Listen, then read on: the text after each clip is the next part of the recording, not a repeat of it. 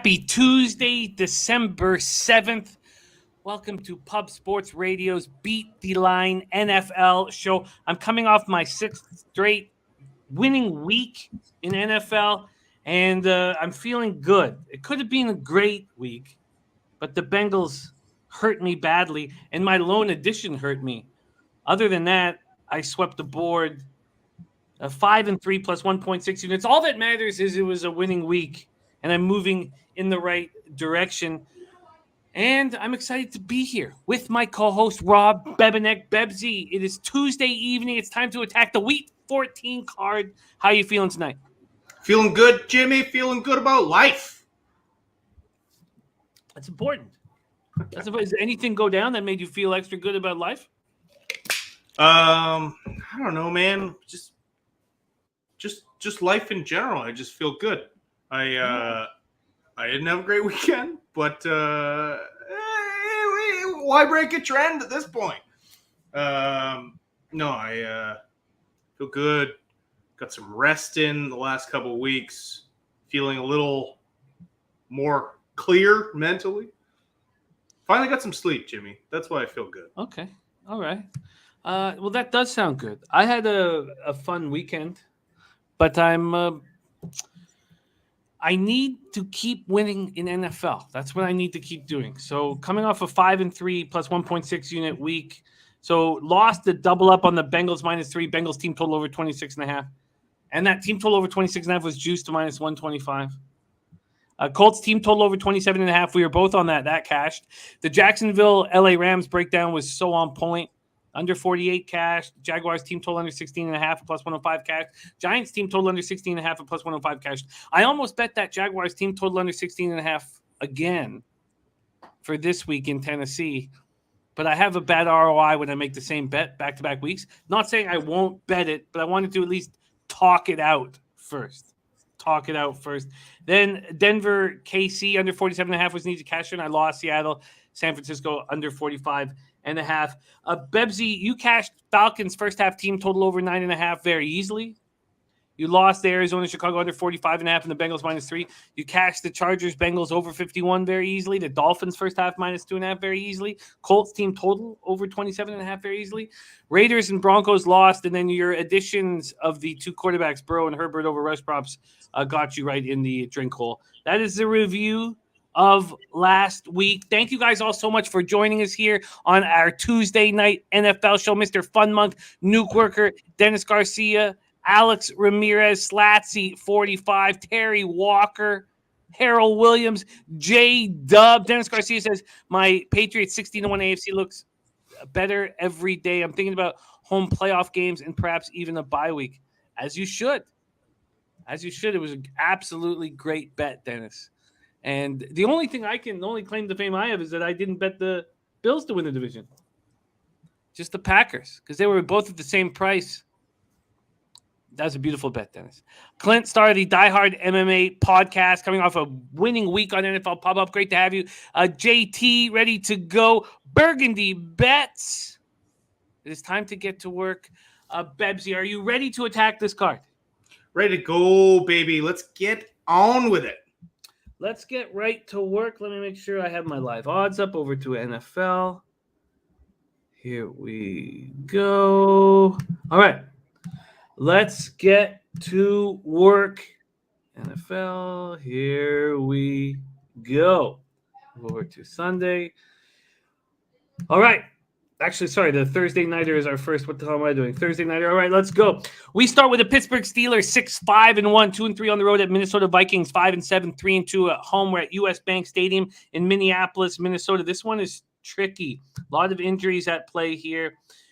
Minnesota opened at -4 at Pinnacle. Opened at -4 at -105.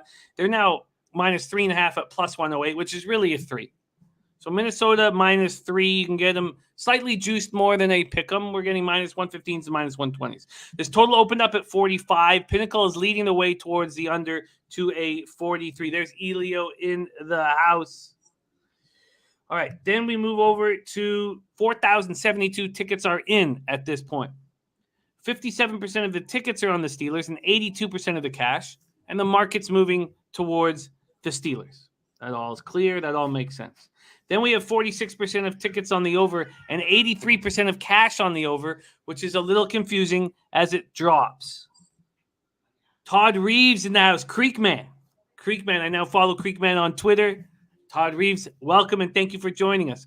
Alex Ramirez says taking the Vikings. I wonder, is this a buy low opportunity for this football team? It's great that we have Clint in the house, who is a big Vikings fan. Terry Walker is also saying Vikings. Steelers come in off snapping their 2-game losing streak in the 2019 home win over the Ravens. They had allowed 82 points in their past 2 games, road losses at the Chargers and Bengals, and they cleaned up their defense. Or are the Ravens a beatable team at this point in the season with the injuries that have accrued? Big Ben, 21-31 for 236 yards, 2 touchdowns, no interceptions. Both touchdowns came in the fourth quarter after the Ravens had lost Marlon Humphrey. And Harbaugh said they didn't have any healthy corners left. Najee Harris ran 21 times for 71 yards, also caught 5 passes for 36 yards. They ran for 85 yards. That's what they do every game. That's just 1.9 yards less than their season average. Deontay Johnson caught 8 passes for 105 yards, 2 touchdowns. TJ Watt returned from the COVID list with vengeance, with great vengeance. 6 tackles, 3.5 sacks, and 6 quarterback hits himself. Chris Wormley added 2.5 sacks. Minkah Fitzpatrick had 9 tackles and 1 interception. Ben Roethlisberger didn't practice yesterday. Either did Chase Claypool.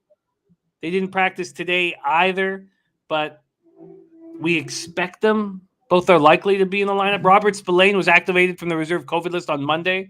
Joe Hayden, inactive last week. Same with defensive end Isaiah Buggs, both capable of returning this week. Let's start with the Pittsburgh Steelers here on a short week.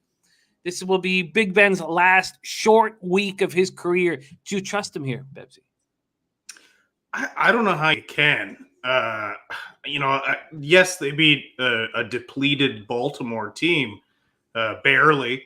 But I'm just not terribly impressed with them. I haven't been all year. The only guy who really impresses me on this team week in and week out when he plays is TJ Watt.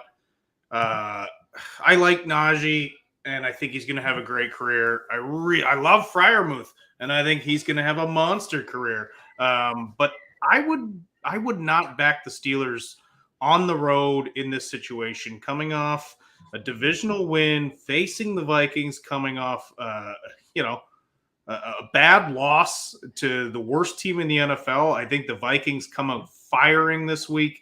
The Thielen injury is a bit of a question mark, but I would be all over the Vikings in this spot. Maybe a buy low spot for them. Birdie says, I have to look at the mini side. No way I can back Pittsburgh on a short week. We have seen it so many times the last few years. When these older quarterbacks play on the Thursday, they struggle badly. Now, Flush Allen says Steelers can't score. As bad as the defense is for Baltimore, they barely get to 20. Paul Young says, love the over in this game. Vikings giving up points and will score also. Harold Williams says, Vikings if they're healthy. Burgundy Bet says FanDuel will be offering a Steelers Super Boost on this game. It's not available yet, but will be released Thursday. If you have a FanDuel available and like Pittsburgh, wait for the boost. Todd Hilton says Vikings will throw in the towel. Zimmer on his way out. Minnesota comes in off handing the Detroit Lions their first win of the season, 29-27 in Detroit. Cousins 30 of 40, 340 yards, 2 touchdowns, no interceptions, also lost a fumble. Justin Jefferson caught 11 passes for a career high, 182 yards, 1 touchdown, targeted 14 times. A lot of targets, but Thielen got hurt, rolled his ankle right in the beginning of the game, and he's listed as doubtful, and now he's out. He was listed as doubtful earlier today when I was capping this, but he's now listed as out. Alexander Madison replaced Dalvin Cook as starting running back, ran 22 times for 90 yards and a touchdown, caught 3 passes for 34 yards. Cook is listed as questionable. Vikings defense allowed the Lions to score more than 17 points for the first time since week 1. This defense desperately needs linebackers Anthony Barr and Eric Kendricks back after they were inactive last week. They were limited at practice today.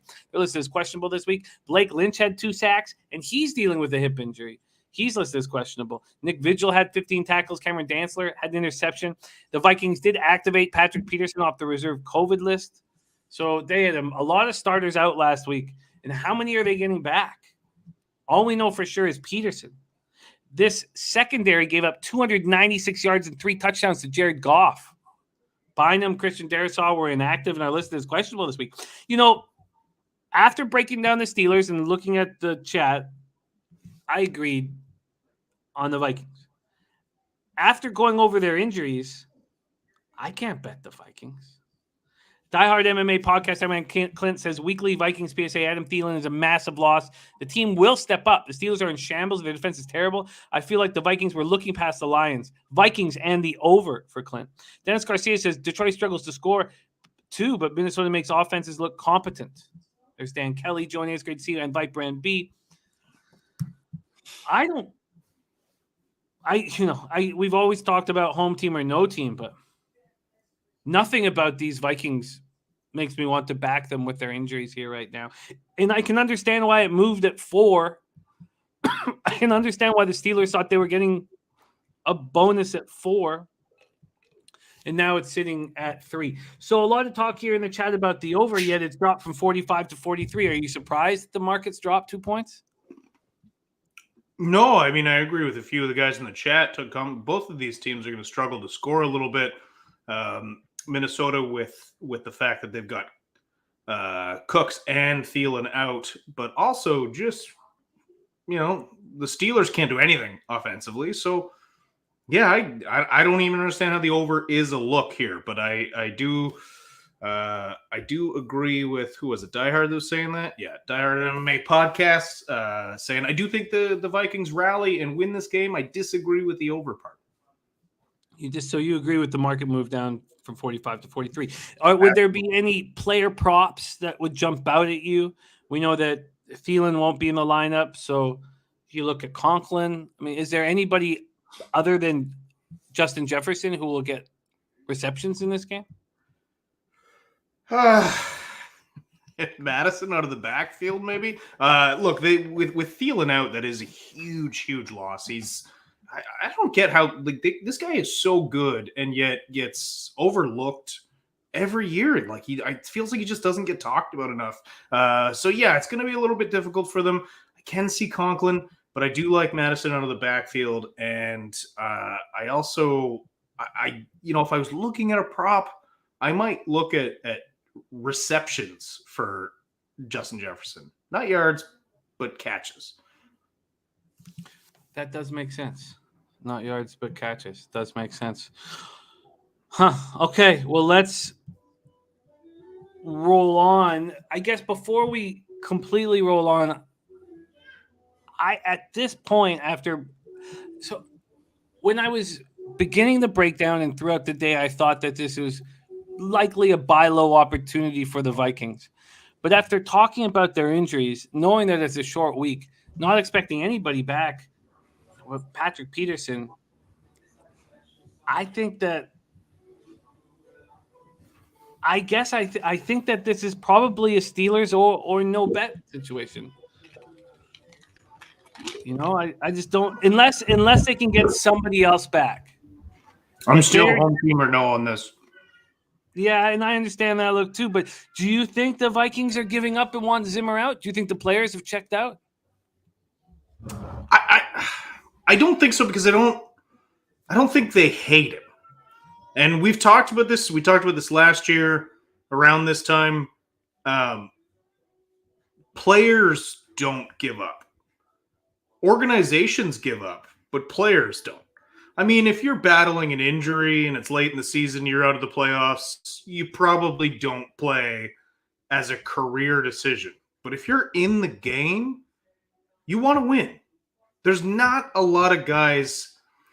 You don't get to the NFL if you have quit in you. You just don't. There are maybe 1% of the players in the league are talented enough to not have that much drive and still be great.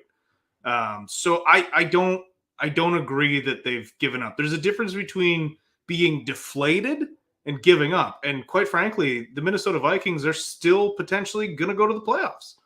So if you have the playoff potential, you haven't given up yet. We'll talk about it giving up when we get to Detroit. Do you think that the over 19.5 for the Pittsburgh Steelers would be a look here against this weak Vikings defense? No, I don't. I wouldn't take any overs in this game because, Big Ben, he started the year bad, and he's gotten worse. Can he throw a ball 30 yards without putting everything he's got into it now? I don't know if he can. That arm is just cooked. I was surprised. His ego brought him back this year, and I pretty much guarantee you 6 games into the season, he said to himself, this was a mistake. Interesting. Do I think it's possible that they do? Yeah, of course. It's not that many points. Would I want to bet it? No. Especially not on a Thursday night on the road. Dutch boy fresh in the house. Great to see you. Dutchy says big win for black and yellow. Vikes off a loss. Short week. Late with the home team. Nice spot. Yes, Dutch. See, at this point of the year, I switch.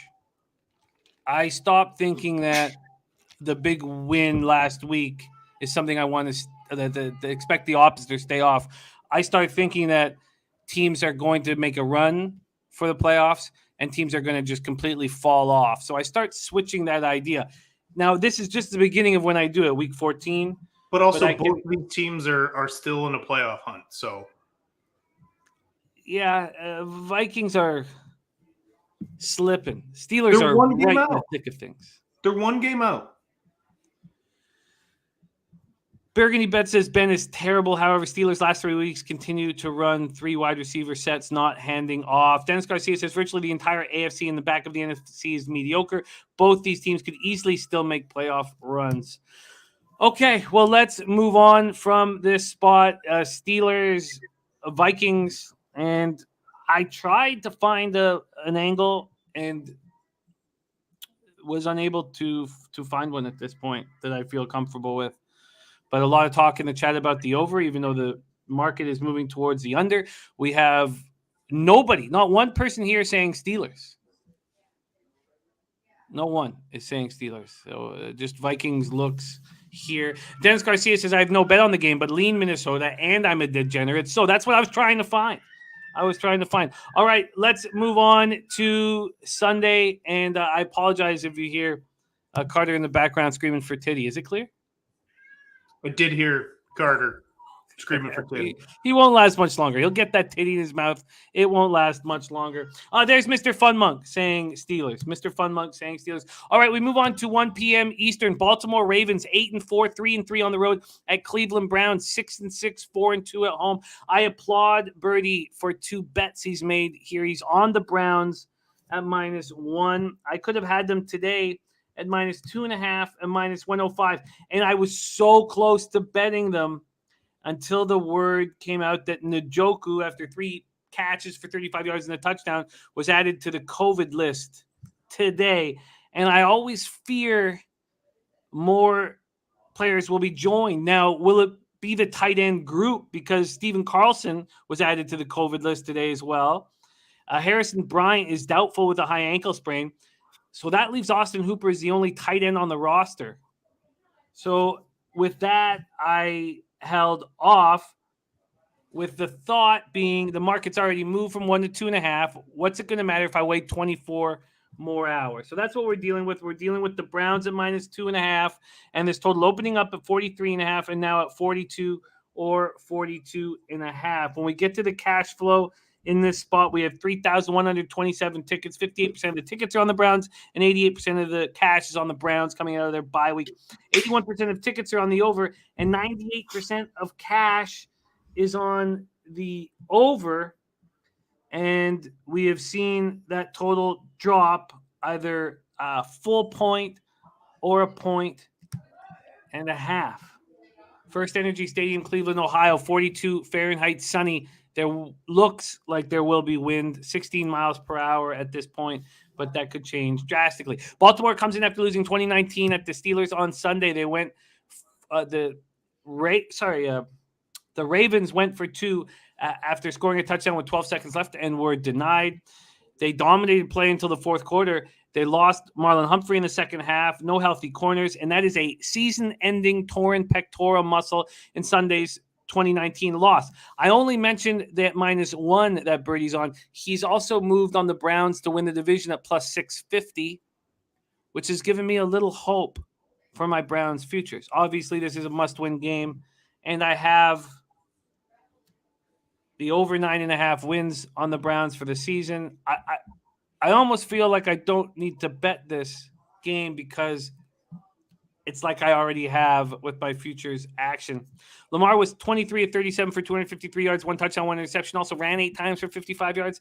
Marquise Brown led receivers with 5 catches for 55 yards. Devonta Freeman ran 14 times for 52 yards, caught 5 passes for 45 yards. But the offensive line struggled all game long. They allowed 7 sacks to the Steelers. The Ravens were unable to dial up pressure of their own. They finished with 1 sack, 3 quarterback hits. They lost their guard, Patrick McCarry, to a hand injury. He's going to be out of the lineup, they say, for a few weeks. Cornerback Chris Westry, linebacker Jalen Ferguson, wide receiver Miles Boykin, tight end Nick Boyle were all inactive last week and are listed as questionable this week. Browns come in fresh off their bye week. They did slip into last place in the AFC North without playing on Sunday, but losses by Baltimore, Cincinnati, Las Vegas, and Denver, all playoff contenders, really helped these Browns. They were last seen in a Week 12 loss to these Ravens, 16-10. They intercepted Lamar Jackson 4 times, but couldn't pull out the win. Mayfield 18 of 37 for 247 yards and a touchdown, but they were incapable of moving the ball on the ground. 17 carries for 40 yards. Kareem Hunt had 7 carries for 20. Nick Chubb 8 carries for 16. Landry caught 6 passes for 111 yards. Stefanski's talked about coming in off the bye, using both Chubb and Hunt on the field at the same time moving forward. And second-year linebacker Jacob Phillips is expected to return this week after missing 12 weeks with a biceps injury suffered in training camp. That would be a big boost. Offensive tackle Jack Conklin underwent surgery to repair his ruptured patellar tendon. Bebsie, more North action at FirstEnergy Stadium in Cleveland, Ohio, Ravens-Browns. I mean, I'm just trying to process everything you said there. It's a whirlwind of emotions, thoughts, emotions. I want to back the Browns and the under, and I may talk myself in or out of it right here. But listen, did you say 98% of the cash is on the over? Well, yes, I did. It's very small sample size at this point, but yes. Okay. Small sample size. Okay, I'm gonna ignore that stat then. It doesn't mean anything to me. I don't care. I'm putting it out of my mind because I like the under in this game. I like the under because I just think, especially after the fact that the Ravens have already beat the Browns this year, and yeah, look, Harbaugh owns the Browns like no other team. But this is a rest advantage for Cleveland. It's an injury advantage for Cleveland. With Chubb back in the lineup, I expect him to go off against this banged-up Baltimore Ravens defense. And I just see this as it's crazy just to say this for the Baltimore Ravens outside of Lamar Jackson, but I see a running attack from both of these teams. I see a very slow, sloppy game in cold Cleveland Browns Stadium. Yeah, and I don't see a ton of scoring. Like I was surprised to hear that 98%. Happy to hear it's a small sample size because I really feel like this is an under here. Dennis Garcia says Cleveland got Baltimore by Baltimore. Baltimore got hated rival Pittsburgh in between. Advantage Cleveland. That said, no way I lay it. Lamar gifting them 4 interceptions 2 weeks ago, and Cleveland doesn't win or cover. Horrible sign. This Ravens secondary keeps taking hits. Just the fact that Harbaugh was afraid to go to overtime with the Steelers because of that secondary, and they were, dominating the game until Humphrey went down. Does that not make you think that the Browns could do similar damage to the Ravens and that the Ravens are now beat up too far? Listen, the Ravens are getting scarcely close to being able to field a team, but the one thing I really think keeps me off of Cleveland is the COVID situation. Because like you mentioned, sometimes one goes down early in the week and you see the dominoes start to fall after that. So what I think I will move on for this show is the under. However, I'm going to wait and see if Cleveland gets battered with COVID. If they don't, and I can still get a 2.5, I think I'll move on Cleveland by Sunday. All right. Well, let's lock in that under for you right now. We have a 42.5 at a couple different books. You know, I'm going to pull up Circa. Those of you in the States, Circa has limits. And so the limits can be very they could upset you and make it very difficult if you're gambling for a living. But if you're not passing that $1,000 and $2,000 bets, I think they have the best odds of any book out there. So I'm going to pull this up right now here and see if I can get. I can. So I can see. Here we go. That's already 5 cents better than any other book. I can get you the under 42.5 at -105. Under 42.5 at -105. Available at Circa Sports, and that's Bebsie. And you might be moving on the Browns, depending on. You know, I'm going to do this. I'm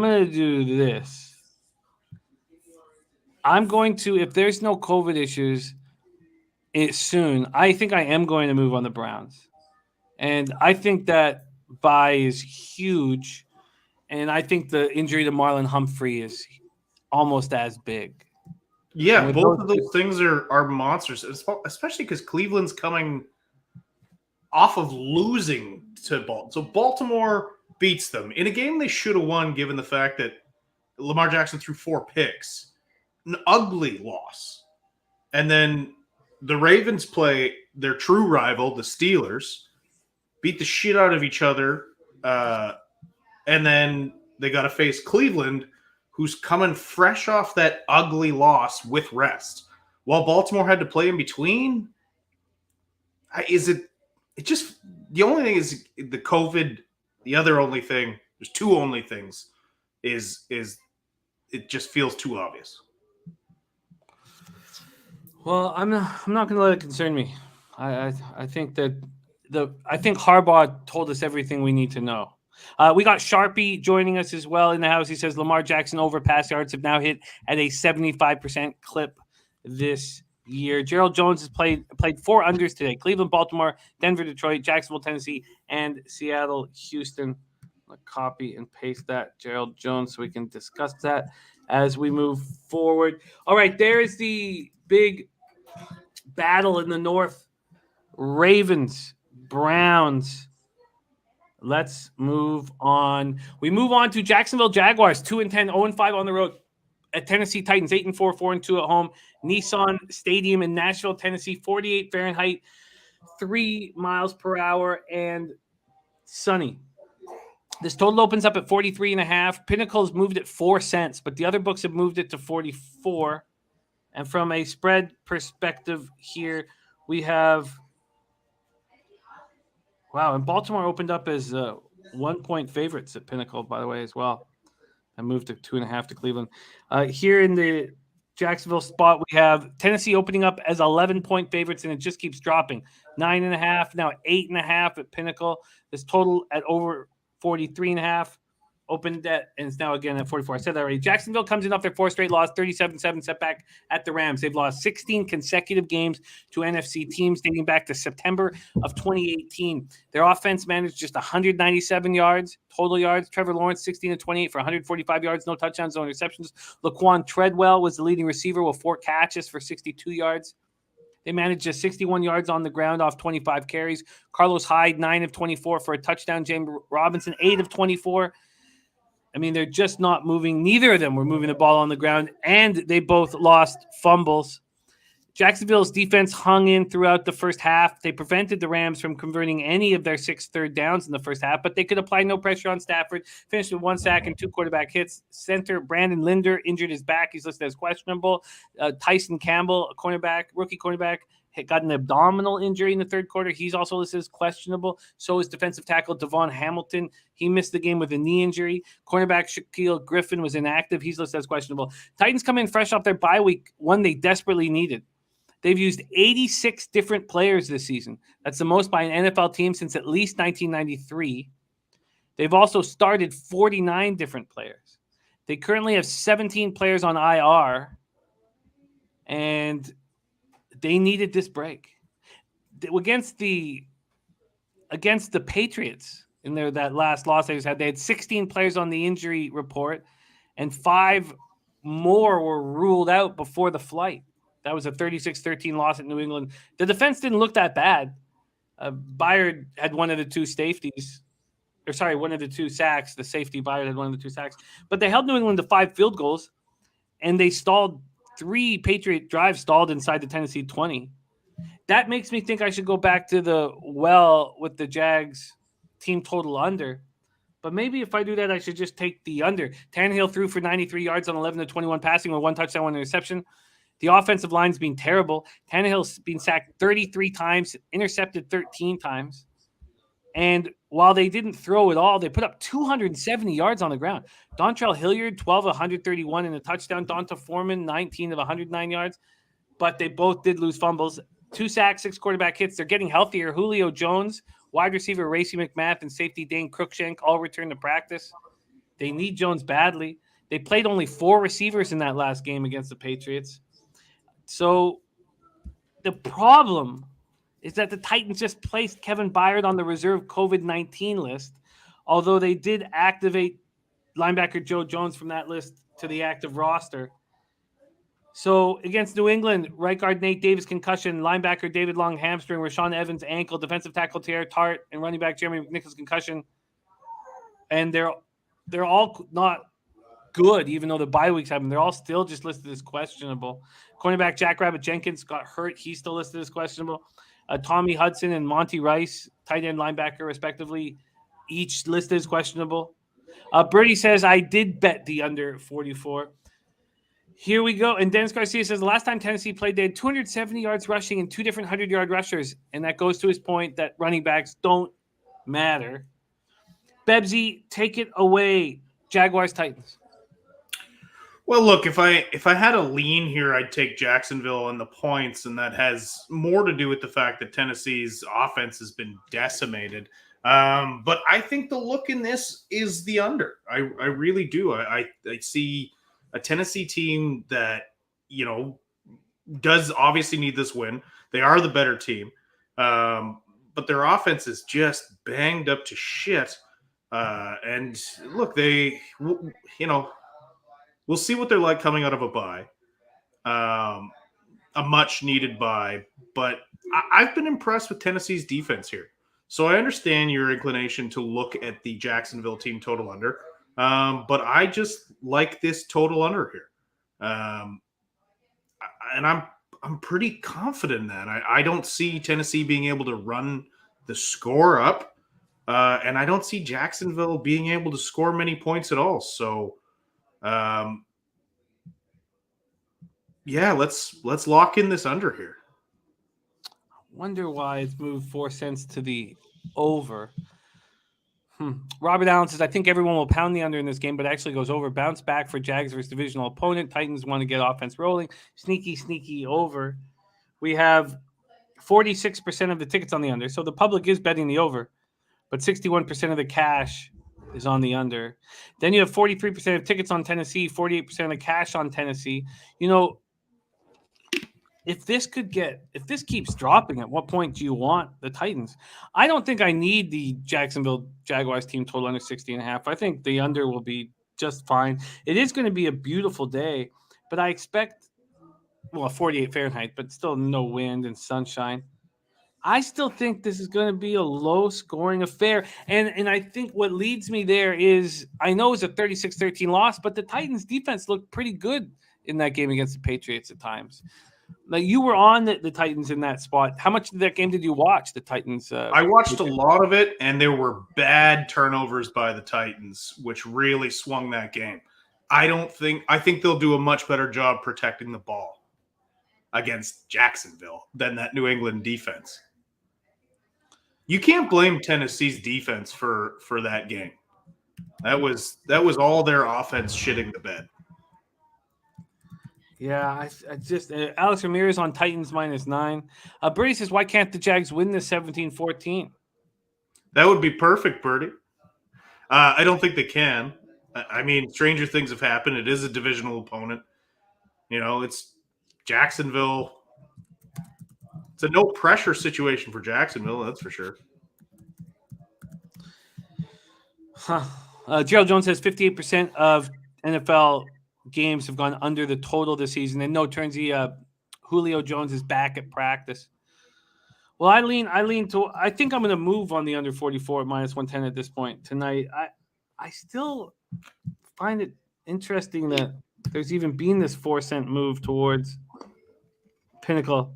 And there had been a bigger one than that. When this came out at Pinnacle on Sunday at 7:26 p.m., it was at -106. Within 24 minutes, it went to -110. 16 minutes after that, it went to -117. So there was an 11-cent move to the over in the first 40 minutes. And in fact, that might be enough to keep me off this. If I've got enough action here, just to know that the initial move from the sharpest book that there is was towards the over, is enough to possibly at least have me second guessing the spot. And Alex Ramirez says Titans defense will shut down Jacksonville. He's on the Titans -9. I like it, but that initial move, let's see how much action I end up with, because there's going to be no need. Again, I need the 7th straight winning week. I need it bad. All right, let's move on. Next up, anything you want to make official there, Bebsie? Yeah, the under. Oh, you are making that official. Under yes! 44. Okay, sorry, let's get that in for you. Under 44. That under 40. Oh, wow. Circus moved it to 44.5. They're the only book I've seen do that. Oh, we should have been using Circa all year. All right, Bebsie is in under 44.5.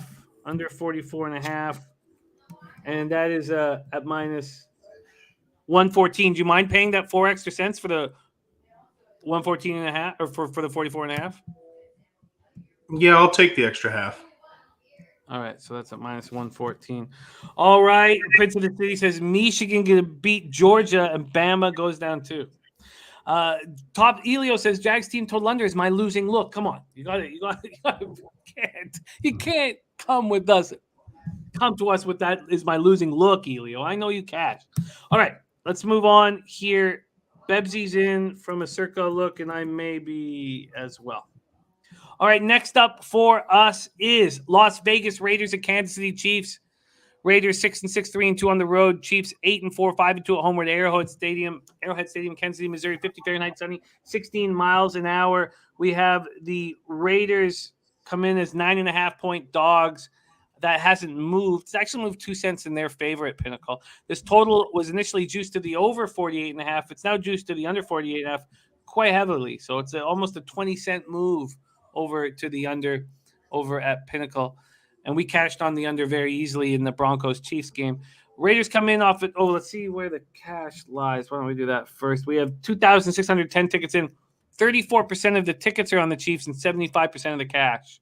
Then you have 56% of the tickets on the over, 98% of cash on the under. Or excuse me, on the over. Jesus, sorry. I looked at so many numbers today. Sorry, I'll repeat that again. 56% of the tickets on the over, 98% of the cash on the over. But again, there's only 2,610 tickets in. Real Deal Prime says KCD getting better. Mark Fowler liking the Chiefs at -9.5.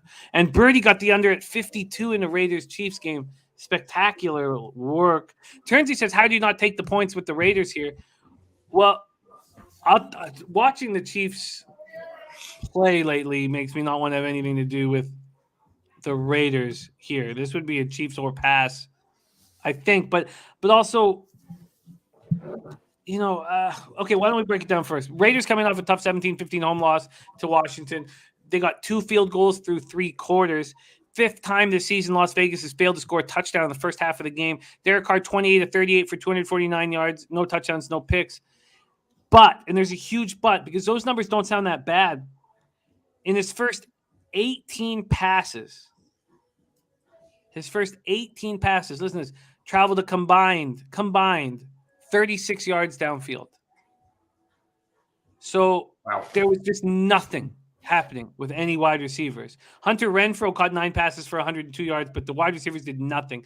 Josh Jacobs ran 13 times for 52 yards and a touchdown, caught 9 passes for 38 yards. They got 1 sack. They did get 5 quarterback hits. Nate Hobbs had 9 tackles in the pick. Denzel Perryman had 12 tackles in the quarterback hit. But he suffered an ankle injury in the second half. He's listed as questionable this week. Kenyon Drake will undergo surgery on his right ankle. He's done for the season. Nick Kwiatkowski, who's been battling his ankle injury for a few weeks now, left the game in the first half, didn't return. He's listed as questionable. Corey Littleton, questionable as well. Darren Waller and Carl Nassib are both inactive, and they're listed as questionable. Chiefs come in off a defensively impressive 22-9 victory at home over Denver for their 5th straight win. They've now beaten the Broncos 12 straight times. Chiefs only gained 257 yards of offense. Mahomes 15-29 for 184 yards, no touchdowns, 1 interception. It was very interesting watching the offense work. You had Andy Reid off the bye. So if that first series was scripted off the bye week, it was spectacular and they got a touchdown. Then they did nothing. Travis Kelce and Tyreek Hill combined for 5 catches for 49 yards. It was only the running backs that did anything for the Chiefs receiving-wise. And I wonder if that is because the Broncos' defense is so strong, or is the Chiefs an offense that just doesn't put up a lot of points? There's a vividness bias that makes you think they do. Darrell Williams ran 5 times for 20 yards, caught 3 passes for 60. Clyde Edwards-Helaire ran 14 times for 54 yards, caught 3 passes for 28. Defense had 3 turnovers, 3 fourth-down stops, 1 pick six. They've allowed 17 points or fewer in 5 straight games. Tyrann Mathieu had 9 tackles, 1 sack, 8 quarterback hits for the team. Sorensen returned a pick, 75 yards for a touchdown. Juan Thornhill also had an interception. Chris Lammons, cornerback, he left late in the first half with an ankle injury. So this is questionable. And they didn't have offensive tackle Lucas Niang and cornerback Rashad Fenton. They were inactive. This is questionable this week. Take it away here, Bebsie, Raiders, Chiefs.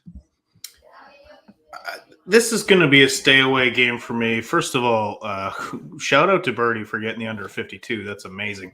But look, it would be Chiefs or no play for me right now. And this has less to do with the way the Chiefs are playing and more to do with just how inconsistent the Raiders have been, not only last year, but it really looked like they were putting it together early in the season. They got past the Gruden thing, but the Ruggs thing is, I think, on the field being such a huge factor. Like you just mentioned, 18 passes for 36 yards. That's crazy.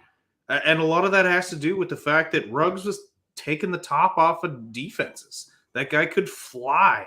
And with him out, they haven't been able to replace him.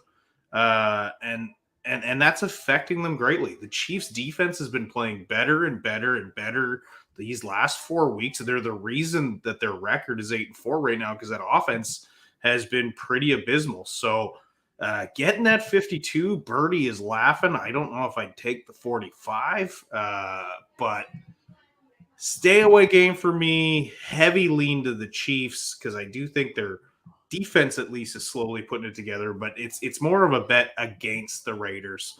But I'm off it. Chiefs team totals at 29.5. I don't see any reason why they would need to put up 29.5 points to win this game. That might be a look. Yeah. I mean, their offense certainly doesn't warrant the idea that they'll break into the 30-point range in this game. 16-mile-per-hour winds as well expected. So that Chiefs team total under 29.5. And you know what? Also, this must have just moved with the market coming down, because that Chiefs team total at 29.5 is juiced heavily to the over. Minus 125 to the over, minus 105 to the under. All right. That's going to take a little bit more time here. I'm not going to move on the total at this point. Although, again, we respect Birdie for getting it so early, but I just don't see why the Chiefs have to get 30 points here, or even if they will. What did you think of the Vegas Raiders defense in that loss to Washington? Or do you think that Washington's offense is just so pedestrian? Washington's offense isn't very good, and as soon as Logan Thomas went down, as as much as he's not a superstar, Logan Thomas is so important to that offense. And I think that played into how well the Raiders defense played in that game. But geez, I don't know, man. This is very enticing. I was considering the Chiefs team total under 29.5. I agree with you, Jimmy. I don't know how they get to 30. I don't know why they would want to. That's just not the way they've been playing. They haven't been torching teams at all this year. No, there's just no need to. There's no pressure. The Rays aren't going to put pressure on you to have to get over 30. So, very, very interesting. Dennis Garcia says, give me 10 with Las Vegas. I might bite. All right, let's move. I'm going to take that team total under. You are. I'm going to move on it. Well, I'm going to line shop at a couple different spots because Bet365 never gives you the best numbers, so I don't expect them to do that here. So I'm gonna, I would almost be certain that Pinnacle will give you better numbers. So looks like we've talked Bebsie into this team total under, but I'm gonna keep shopping around while we break these games down. So Chiefs team total under 29.5 for Bebsie, and we'll see what we can get them. Turnsy says I can't see KC covering 9.5 in back-to-back weeks. All right. Let's roll. Next up for us is 1 p.m. Eastern. New Orleans Saints 5-7, 3-3 on the road at New York Jets 3-9, 2-4 at home. MetLife Stadium in East Rutherford, New Jersey. 46 Fahrenheit, sunny, 15 miles per hour. Lots of nice weather around the league, but also some legitimate wins. Let's see what we are dealing with from a market perspective here in this Saints-Jets spot. We have New Orleans opening up at -5. Then they moved to 5.5. And now they're at 5.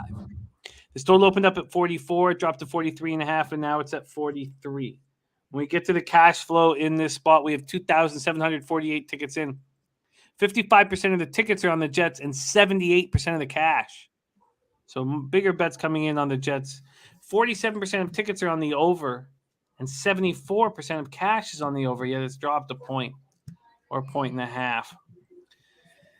Saints come in off extra rest and prep after their 5th straight loss, 27-17 to the Cowboys on Thursday night. They failed to score in the first quarter for the 5th game in a row. Taysom Hill returned from an injury to go 19-41 for 264 yards, 2 touchdowns, 4 interceptions. First start of the season. Ran 11 times for 101 yards. Sharpie was all over that rushing prop and got everybody on it. And great work, Sharpie. He hurt his finger during the game and played through it. They say he isn't expected to need surgery and will attempt to play through an injury known as mallet finger on his throwing hand. Deontay Harris caught 4 passes for 96 yards and a touchdown. Jordan Humphrey caught 2 passes for 49 yards and a touchdown. Mark Ingram returned from injury, did not look good, ran 11 times for just 28 yards. The D managed just 1 sack, but did have 7 quarterback hits. Marshawn Lattimore, 8 tackles, 1 interception. Before the game, they placed defensive end Tano Passignon on injured reserve. He had missed the last 2 games with an ankle injury, so he's not coming back. Juwan Johnson hurt his neck after a 27-yard catch. Wide receiver Juwan Johnson near the end of the first quarter. He's listed as questionable. Defensive end Malcolm Roach was designated to return from the injured reserve. Defensive end Cameron Jordan was placed on the injured reserve on the COVID reserve on Monday. That's huge. So Cameron Jordan's on the COVID list, and it's the result of a positive test. Safety C.J. Gardner-Johnson is on the IR. Offensive tackles Teron Armstead, Ryan Ramczyk still. Listen to Teron Armstead, Ryan Ramczyk, Alvin Kamara, and Marcus Davenport all inactive last week. Listed as questionable this week. I mean, those are key players. Dennis Garcia says, anyway, I bet the Jets +6 favorite play of the week. Hill is playing through injury. Nola can barely score as is. In what world should they be laying more than a field goal to anyone? That's from Dennis Garcia. Take it away, Bebsie, Saints, Jets. Well, I'm lockstep with Dennis on this one. I'm not going to bet the Jets because they're the Jets. I'm sorry, Jose. But it's Jets or no play. First of all, it's a weird line. I don't know. The injuries to the Saints, the players out, the completely inept offense they've had. I can't support this line at all. Jets at home or no play. Yeah, I don't mind the Jets in this spot. The idea that they're so banged up, and now we could easily see them, without Cameron Jordan here. Whack Prescott says Taysom the fraud. If Taysom didn't have this finger injury, I would expect an improved performance. But you have to think that Salah will be able to create a defense for Taysom Hill who can't throw the ball. A lot of injuries and not a lot of big playmakers on that defense. I don't agree so much with that. Also, I don't know what they're going to shoot Taysom Hill full of so he can play. But what I have been impressed with lately is their offense is finding a way to be decent at times. I know that's about as big a compliment as I could rig up for them, but Elijah Moore's impressing the hell out of me down the stretch. I don't know. I'll just say it again. Jets are no play. I'm not super comfortable with it. Tevin Coleman's still good, Bebsie. No, he's not. Don't forget about him. Tevin Coleman's a god. Tevin Coleman has not been good. And we have the best rookie quarterback out there. In his last two teams. Tevin Coleman's a god, Bebsie. Just put your respect on the name. Jets are winning outright this week. Do you want to own 2 steak dinners? He'll have to. Oh, okay, he's thinking. No. Okay, Slatsy's looked around, and I've looked around too, but Slatsy's nailed it for the first time all year. The best team total for the Chiefs under 29.5 is available at Bet365. So I hope that's available when the show is over. Okay, so let's lock this in for me. I'm going to move on the Jets at home here to keep this a close game. That's what I'm going to do. I don't see – I think Dennis Garcia nailed it. Now, the 6 isn't available, but look, I didn't expect to bet the Jets coming into this show. So I'm going to move on the Jets. Hopefully I'll get the 5.5. I don't even know. It might have already moved to 5. Has it already moved to 5? Let me check that out. Please don't say it's already moved to 5. It's still at 5.5.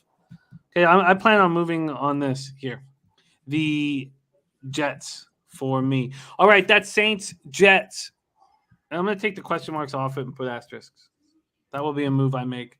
All right, let's roll on. Next up for us, we have 1 p.m. Eastern. Dallas Cowboys, 8-4, 4-2 on the road at Washington Football Team, 6-6, 3-3 at home. We're at FedEx Field in Landover, Maryland.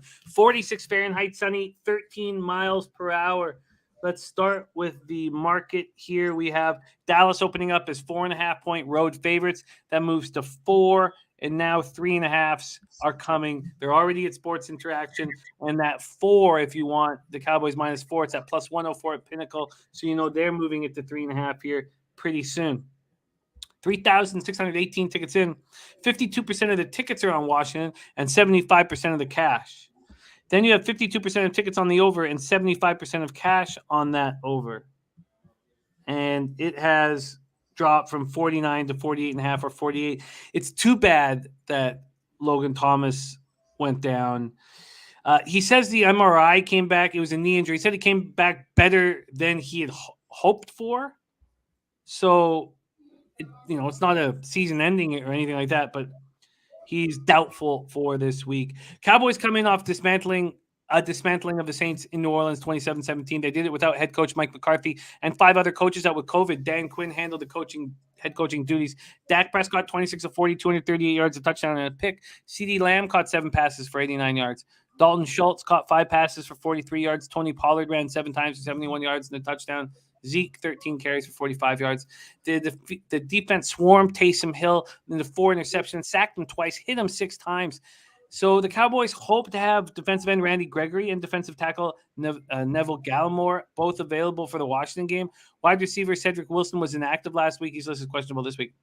Washington comes in off their 4th straight win, a big 17 victory at the Raiders. And if you read the quotes from this team, they believe.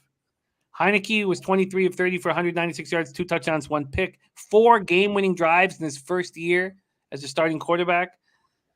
Antonio Gibson ran 23 times for 88 yards, caught 5 passes for 23 yards and a touchdown. The defense held the Raiders to just 2 field goals in the first 3 quarters, came up with 2 sacks, 4 quarterback hits.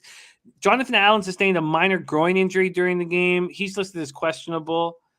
The linebacker Kalike Hudson was placed on injured reserve. Safety Landon Collins, running back J.D. McKissick, tight end Ricky Seals-Jones, and guard Wes Schweitzer were inactive last week and listed as questionable this week. Do you agree with the market move towards the Cowboys? Bebsie. Absolutely. And to be honest with you, Oh, sorry, I said that wrong. Away from the Cowboys. no, then absolutely I do not. I like the Cowboys a lot here, and I'm going to take the Cowboys. Because as I said, Logan Thomas is too important to this Washington football team offense. They've won 2 17-15 games in a row. There hasn't been a single 17-15 score since 2016, and they've done it 2 weeks in a row. This is just I don't like this spot at all for Washington, and I think this is a great value number to take the Cowboys at. I'm jumping all over this. I just see this Washington football team's defense has been underwhelming all year, although they have played a couple of decent games in a row despite losing Chase Young for the season. But I just like Dallas here. I like Dallas to unload on this Washington football team. Wow, interesting. We have Birdie and Dennis Garcia on opposite sides. Birdie says Cowboys are finally healthy. He says, make no mistake, the Washington football team will be the sharp side, but he bet the Cowboys minus 4.5. He's going to channel his inner Dan Kelly and will bet the minus 9.5 Sunday morning. Dennis Garcia says Washington plus 5 took them Sunday night. Dallas has looked terrible for a month now. Washington is rolling. Ride the hot, fade the cold. Division leader in their building. Easy play. Mark Fowler also liking Washington plus 4. Timothy Teeler says, I will take plus 4 Washington. Where do I cash in at? Wow. Andrew G says this one's an easy pick for me. How about them Cowboys? Wow. It's not lukewarm feelings on either side. It's real heavy beliefs on either side. Dutch Boy Fresh says divisional home dog, enough said. Wow, that's absolutely wild breakdown. So let's line shop for Bebsie for these Dallas Cowboys. They say that there's a 3.5 available at Sports Action. This site has been letting me down a lot lately, so I'm just going to make sure that that's a live line, which I believe it will because the market's moving in that direction. So I believe it's going to be a live line, but just out of the transparency and honesty we want to deliver. Yes. Cowboys minus 3.5 and minus 110 available right now at Sports Interaction. You want it? I do. All right. Bebsie. Cowboys minus 3.5 and minus 110. Ruptive wants the no-name team as well. Let's go back to the money in this game once more. 3,618 tickets in. So Birdie was not concerned. He knows this is going to be the sharp side, the home dog. 52% of the tickets on Washington, 75% of the cash. What do you think of this total, Bebsie? If you're that high on the Cowboys, do they win a low-scoring game or is it a high-scoring game?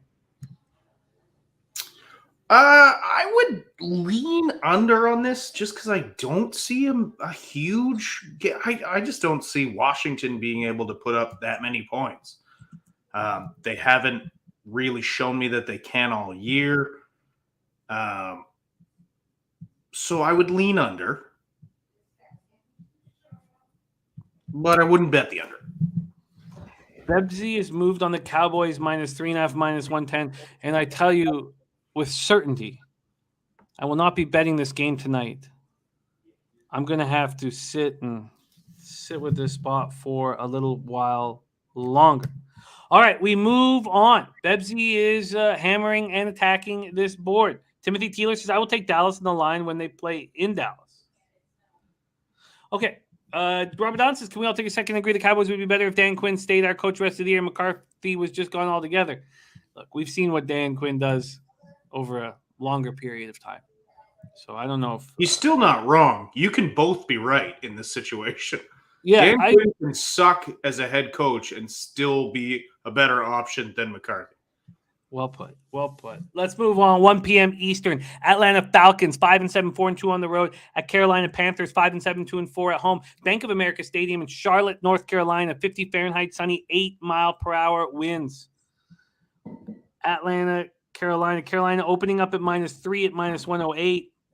They're now -3 at +112 at Pinnacle. So 2.5s are coming quickly. Birdie went ahead and look, Dennis Garcia says Washington wins the game outright.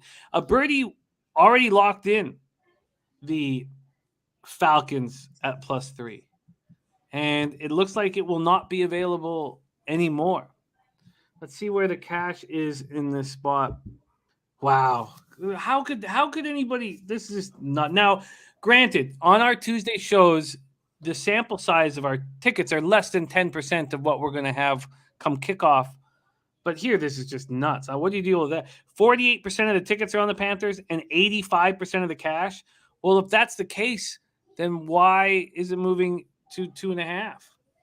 Then you have 65% of the tickets and 62% of the cash on the over. Turnsey says, how the hell can Carolina be favored over anyone right now? I kind of agree with Turnsey here. Oh, for what sure. are the Carolina Panthers right now? Oh, I agree completely. DX Filer in the house. Great to see you. Dan Kelly says, looking at the cash now, it's like looking at the weather now. You know, that's been mentioned before to me, and I don't feel that way because I love knowing where the early action is. I think it helps. That's the action. Now, obviously, you want, you don't want to be judging anything with a small sample size. There's Mr. Twate Latte with the dono. Twatty, I miss you, man. I miss capping with you. Pittsburgh, Pennsylvania's Twate Latte in the house. Falcons coming off a 30-17 loss at home to the Buccaneers. I saw them get shut out in the second half. Matt Ryan was 30 of 41, 297 yards, no touchdowns, no interceptions. Russell Gage caught 11 passes for under 30 yards. Kyle Pitts caught 4 for 48. Cordero Patterson, 4 catches for 48. Ran 13 times for 78 yards. Mike Davis, there was a Mike Davis sighting. Ran 4 times for 32 yards and a touchdown. Foy Aluokin had another big game, 15 tackles. But the Falcons couldn't muster any kind of pass rush. 0 sacks, 1 quarterback hit. They were unable to slow down Brady, who threw for 368 yards and 4 touchdowns. Defensive lineman Marlon Davidson did run an interception in, but it was sort of a fluke situation.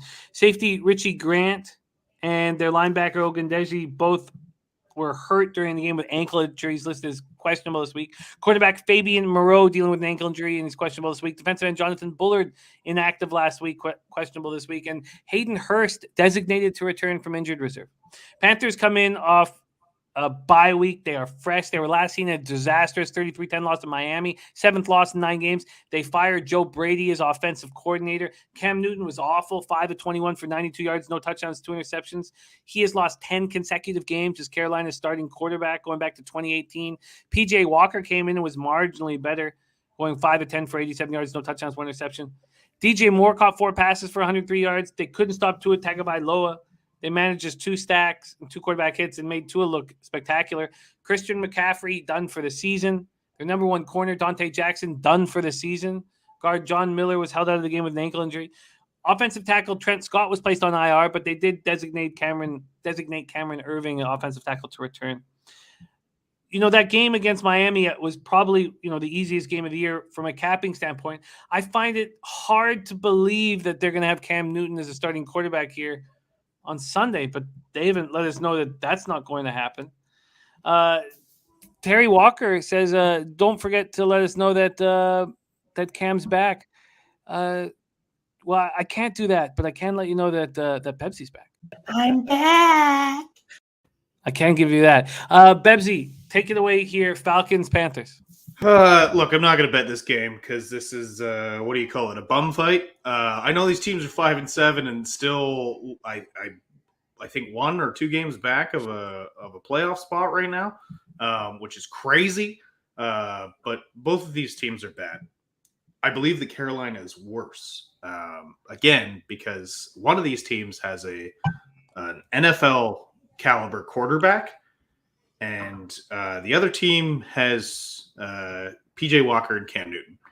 And to put into perspective just how bad Cam is, look at what the Patriots are doing without him. Yeah, they added some players on offense. They got some guys back. Obviously, their defense is much better. But they're rolling out Mac Jones and leading their division right now. Cam, they were abysmal last year with Cam. Cam comes over to the Carolina Panthers. He's abysmal there. His arm's done. He can't throw a football anymore. Teams have figured that out. And so, look, bet Atlanta if you're going to bet this game, please. But do not bet the Carolina Panthers. I just, they're so bad. They're so bad. They don't have a quarterback.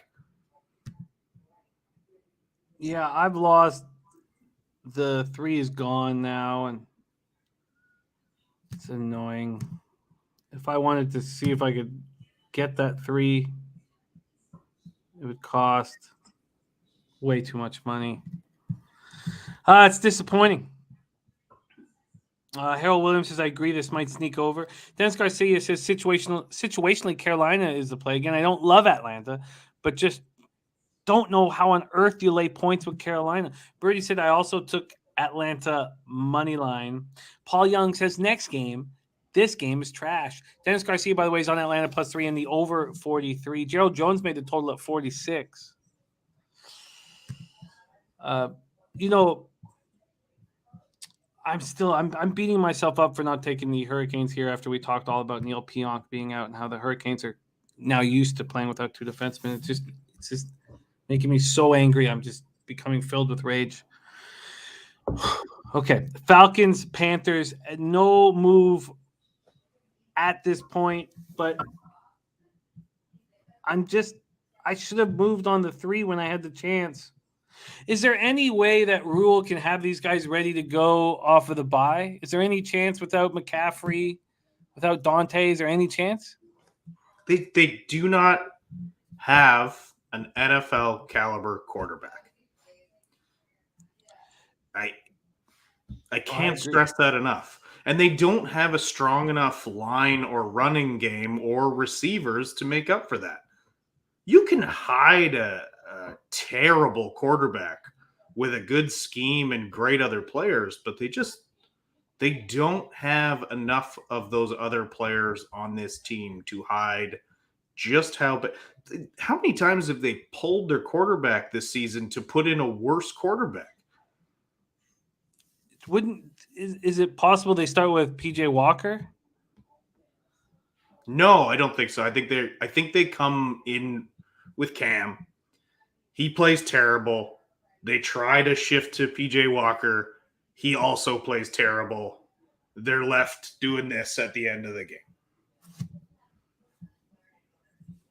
You don't think that PJ Walker is capable of changing the flow and that maybe the first half Falcons is the best way because we know that Newton's going to be under center? Or there's no difference between how bad they are? I think Walker is physically better than Cam at this stage in Cam's career. Cam might have a slight edge mentally, but they're both bad.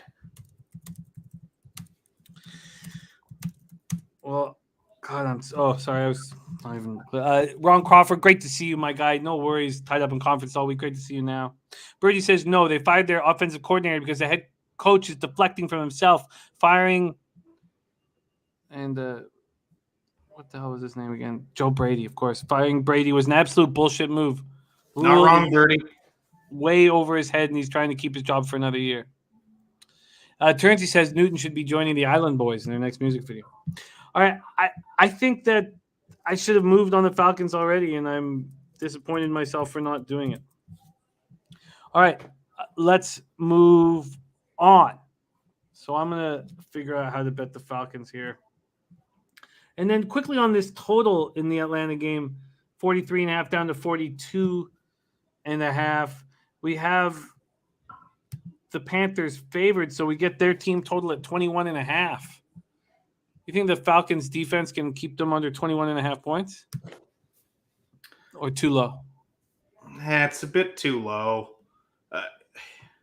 Both of these teams are sloppy enough that you can see turnovers and defensive scores. It's what would keep me from doing an under in this one.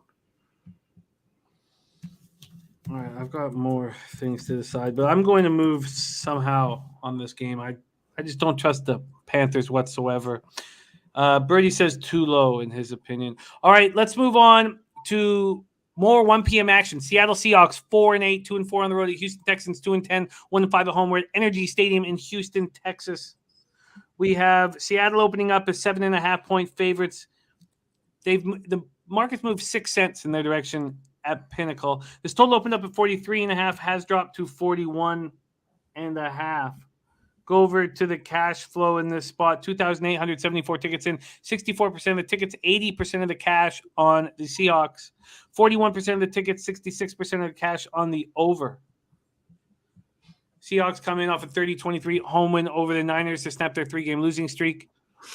Playoffs still a mathematical possibility for the Seahawks, so they're not, they're still trying. They're going to play out the final few weeks and try at this point. Russell Wilson 30-37 for 231 yards, 2 touchdowns, 1 interception. Tyler Lockett caught 7 passes for 68 yards and a touchdown. DK Metcalf caught 5 passes for 60 yards. First time we've seen DK Metcalf look good for a few weeks. Travis Homer ran 3 times for 80 yards and a touchdown. One was the fake punt for 73 yards and a touchdown. Gerald Everett caught 4 passes for 7 yards, lost 2 fumbles, was responsible for another turnover.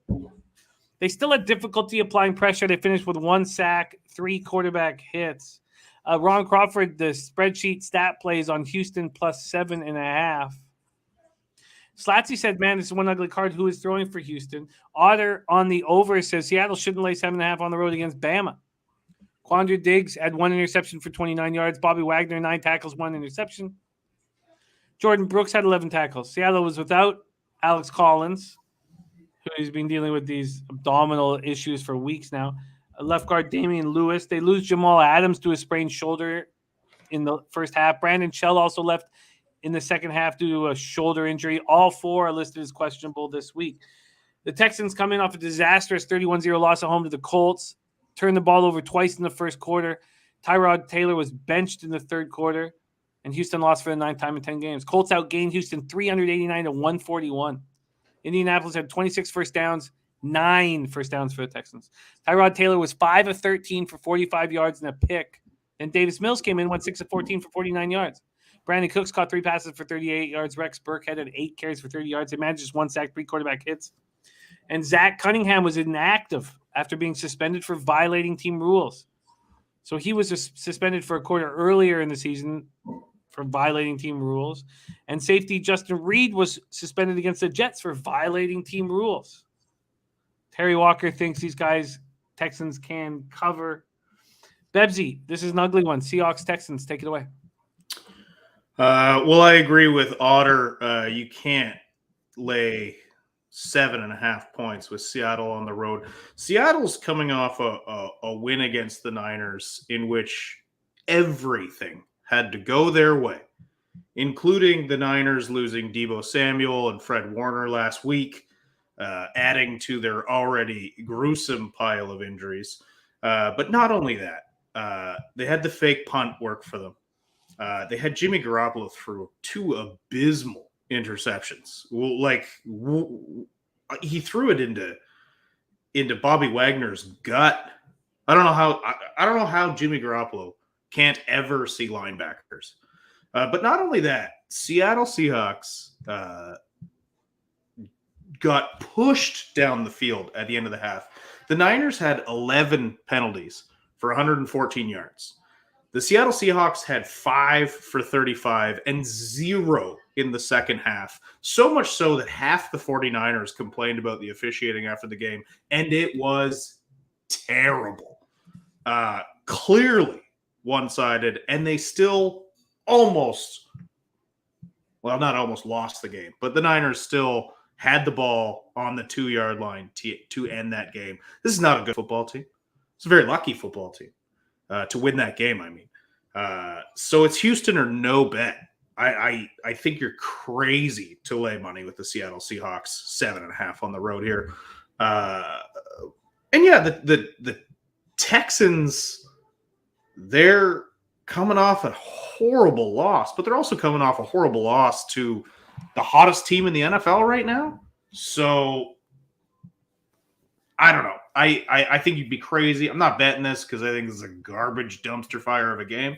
But if you are going to bet, if you must bet, I would say Texans.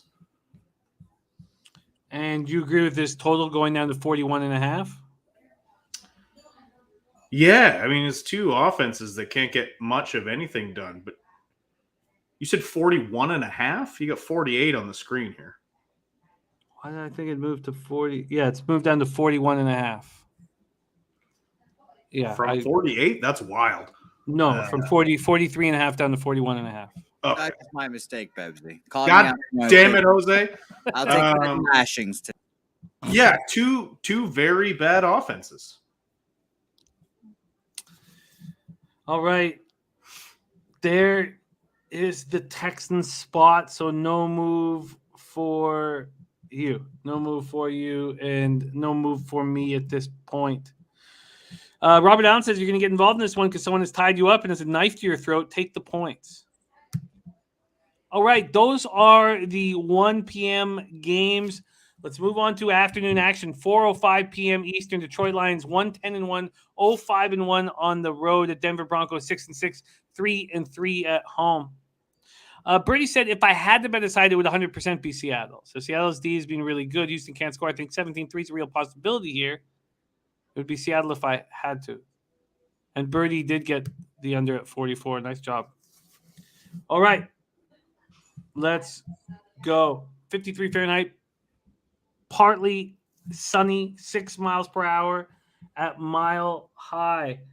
Let's see what we are dealing with here in Denver. We have Denver opening up as 8-point favorites. Pinnacle's moved to 8 cents. So Pinnacle, if you want Denver at -8, it's plus 103. So 7.5. 7.5s are going to come on the board shortly. This opened at 41.5 and is now at 42 across the board, but Pinnacle's moved at 42.5. So you can imagine that everybody else will be with them. Ron Crawford says spreadsheet stat play Denver. Terrence said Lions won the Super Bowl last week. They're in vacation mode. Let's see what the cash flow says here. 1,815 tickets in. And we have, just moved to 1828. We have 37% of the tickets on the Lions and 89% of the cash.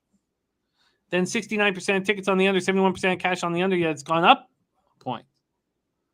Leonard Welch says Lions shot their load versus Minnesota. Says Denver -8.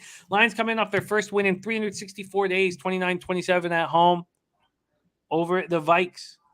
15-game winless streak is over. Dan Campbell has his first win. Also ended the Lions' 9-game home losing streak. Goff led Lions on a 75-yard TD drive without a timeout.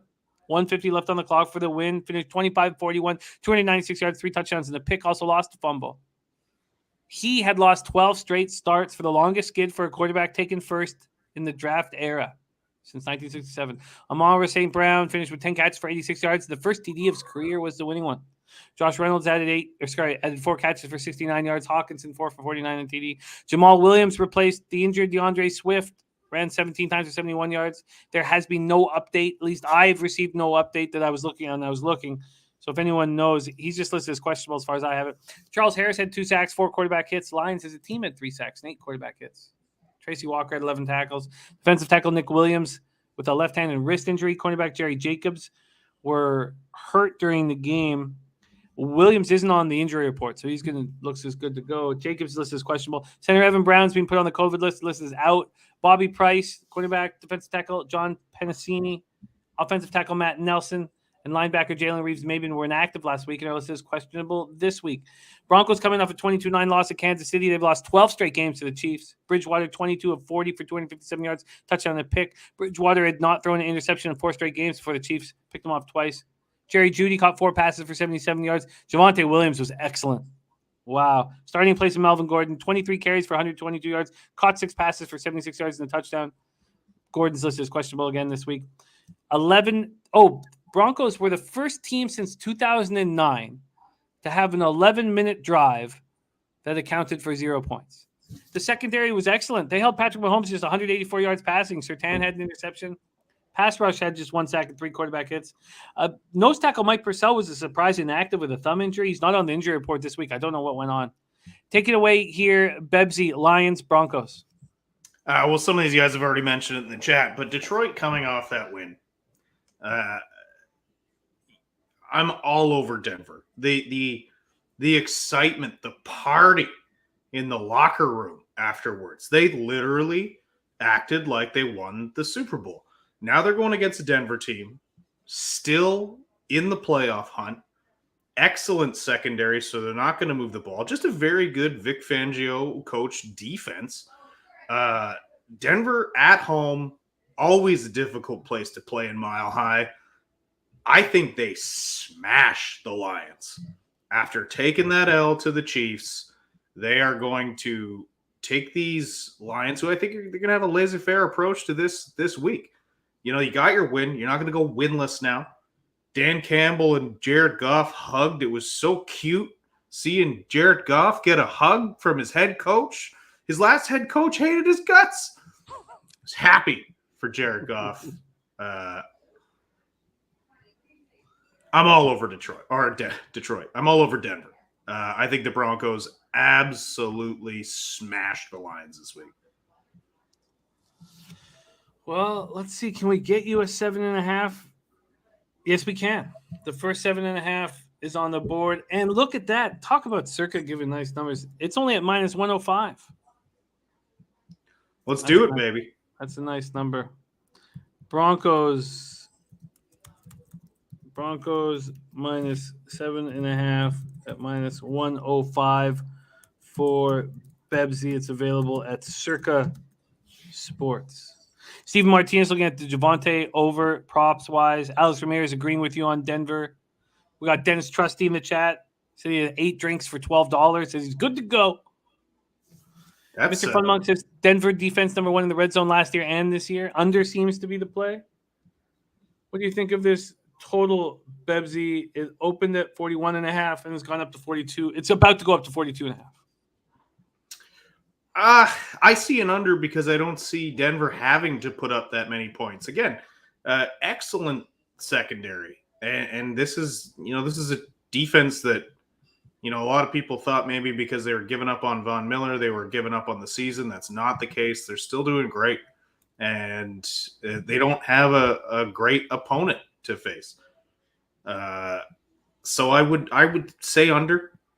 That would be my bet if I had to make one. I don't. Turnsey taking Denver minus 9.5 at plus 115. Team total under on Detroit might be a look. I just looked at it. 16.5 at Bet365, heavily juiced to the under, minus 125 to the under. Yeah, I'm not going to bet it, but I don't see them getting 2 touchdowns and a field goal. Yeah, are giving us a final score of 24-10. Birdie agreeing with the Lions team total under, and my voice just broke. That's how excited I was. I'm only 42. I don't want to bet it. Still happens. Harold Williams says, take it. All right, let's move on. Next up for us, 4:05 p.m. Eastern, New York Giants, 4-8, 1-5 on the road at Los Angeles Chargers, 7-5, 3-3 at home. We're at SoFi Stadium in Inglewood, California. I wanted to bring up the injuries for this one, so let's pull them up here. We will start with the Giants coming off an ugly 29 loss at Miami. Daniel Jones injured. They were in tough with Glennon at quarterback. Glennon was diagnosed with a concussion after the game. He did play the whole game, but he was diagnosed with a concussion, and Daniel Jones is doubtful. He did finish 23 of 44 for 187 yards, Glennon, and 1 interception. Evan Ingram caught 4 passes for 61 yards. Kenny Golladay had 3 catches for 37 yards. Saquon Barkley ran 11 times for 55 yards. The defense got 2 sacks and 3 quarterback hits. It's not been the defense that's been the problem. It's just all these star players have been out. Kadarius Toney, inactive, questionable this week. Sterling Shepard, inactive, questionable this week. As I said, don't expect Daniel Jones to be in the lineup. Kenny Golladay is also dealing with a rib injury. He's questionable. And Wes Martin, their guard, is tested positive for COVID-19. So we'll see if that hurts more or affects more players. Then we have the Chargers coming in off a giant 41-22 win at Cincinnati. They got off to a 4-1 start and looked like a formidable team, only to lose 4 of 6. They needed this win very badly. Move over to their injury issues here. Sorry, 1 second. There we go. Justin Herbert was 26 of 35 for 317 yards, 3 touchdowns and a pick. Mike Williams caught 5 passes for 110 yards. Jalen Guyton caught 4 passes for 110 yards and a touchdown. Austin Eckler ran 14 times for 59 yards and a touchdown. Caught 5 passes for 45 yards, but he did lose 2 fumbles. It was their defense that looked so strong that was very difficult for me to figure out. Joey Bosa went out with the concussion. He's in concussion protocol. And even after he went out, they still look good. And their run defense has been so bad. You know, Mixon coming off back-to-back 100-yard games, and they held him to 54 yards.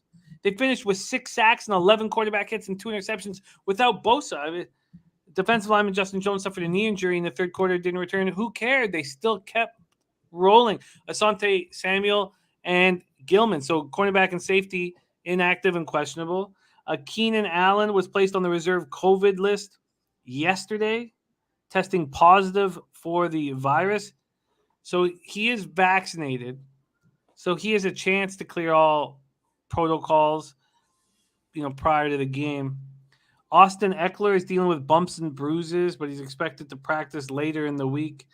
Joey Bosa, as I said, in concussion protocol. Justin Jones, questionable. And Linval Joseph was ruled out of Sunday's game with an illness, but they're not saying it's COVID or anything like that.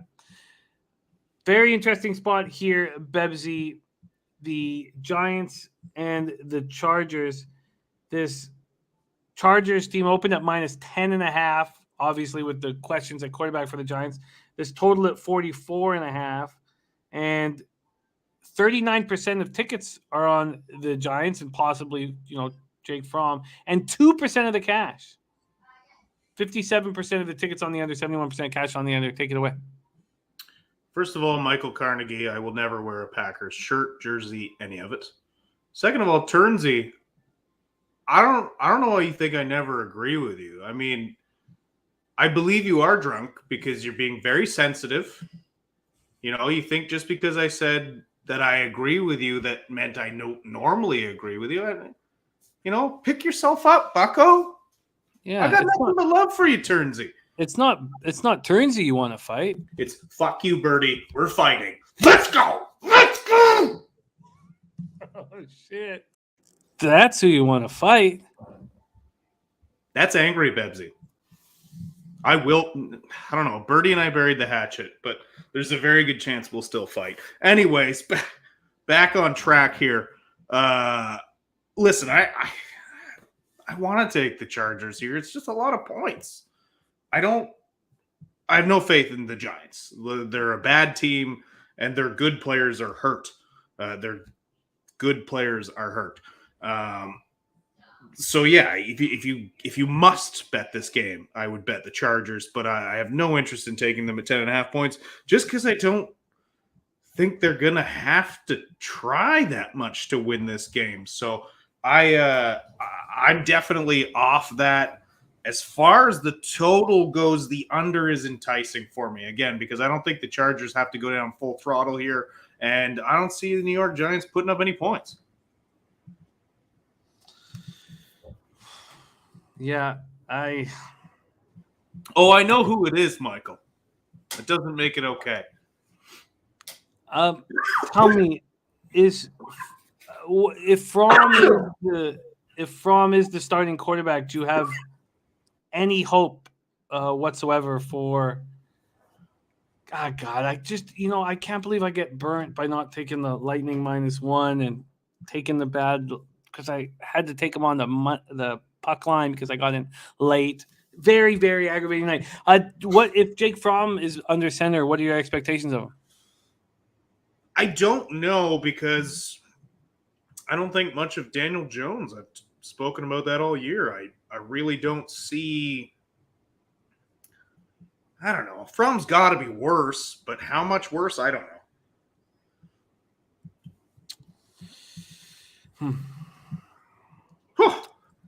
All right, we have. I expect Glennon to try and play. This is a big opportunity for him, so I expect him to try and play. But do you think there's not a big difference between Glennon and Fromm? If there's not a big difference between DJ and Fromm? No, of course not. I don't think there's much of a step down at all. We've seen Mike Glennon. We've seen Daniel Jones. We know what those guys are. We don't really know what Fromm is, but if he's buried on the depth chart behind those two, then, well, what are your expectations? Jimmy, what would you expect from a guy who's buried behind Daniel Jones and Mike Glennon? Yeah, no, that's a good point. Sometimes you just got to say it out loud. That's all. Sometimes you say it out loud, and you're like, oh, yeah. But not enough for the Chargers to smash and grab the Giants. I don't see the Chargers as a team that puts the throttle down. That's why it's like I can see a backdoor cover, especially with the way the Chargers D has played at times this year. I just don't love it. Do you think that this team total, like I cashed the Giants team total under and the Jaguars team total under so easily last week. That's why I don't want to go right back to the well this week. But this Giants team total under sitting at 16.5. Will the Chargers come in here lazy, or how are the Giants possibly going to score 17 points in this football game?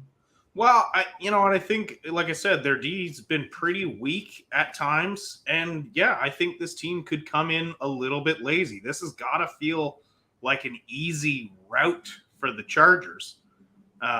It's such an important game for them, so you think they'll be sharp. But that's why I think 10.5 is too much. And that's why, team total under, realistically, if – From's got to be horrendous. So if he comes out and he's like 5 of 17 for, 42 yards, I wouldn't be surprised. They just don't have playmakers at the best of times. They're ruining Saquon Barkley's career if it's not already over. So, yeah, I still think that's a very cashable bet at 16.5.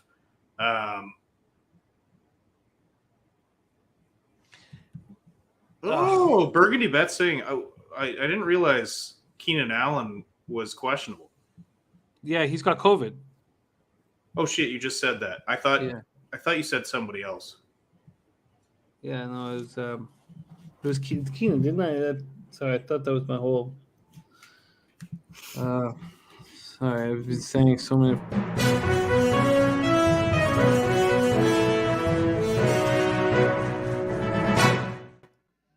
It is, in fact, Keenan Allen that has COVID.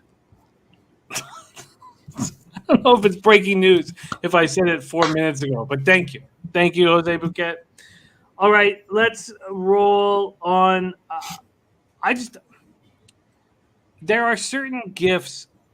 Okay, I always talk about in the NFL, it's not as simple, more in NBA, but in the NFL, it's not as simple as when something looks too easy, it's not the case.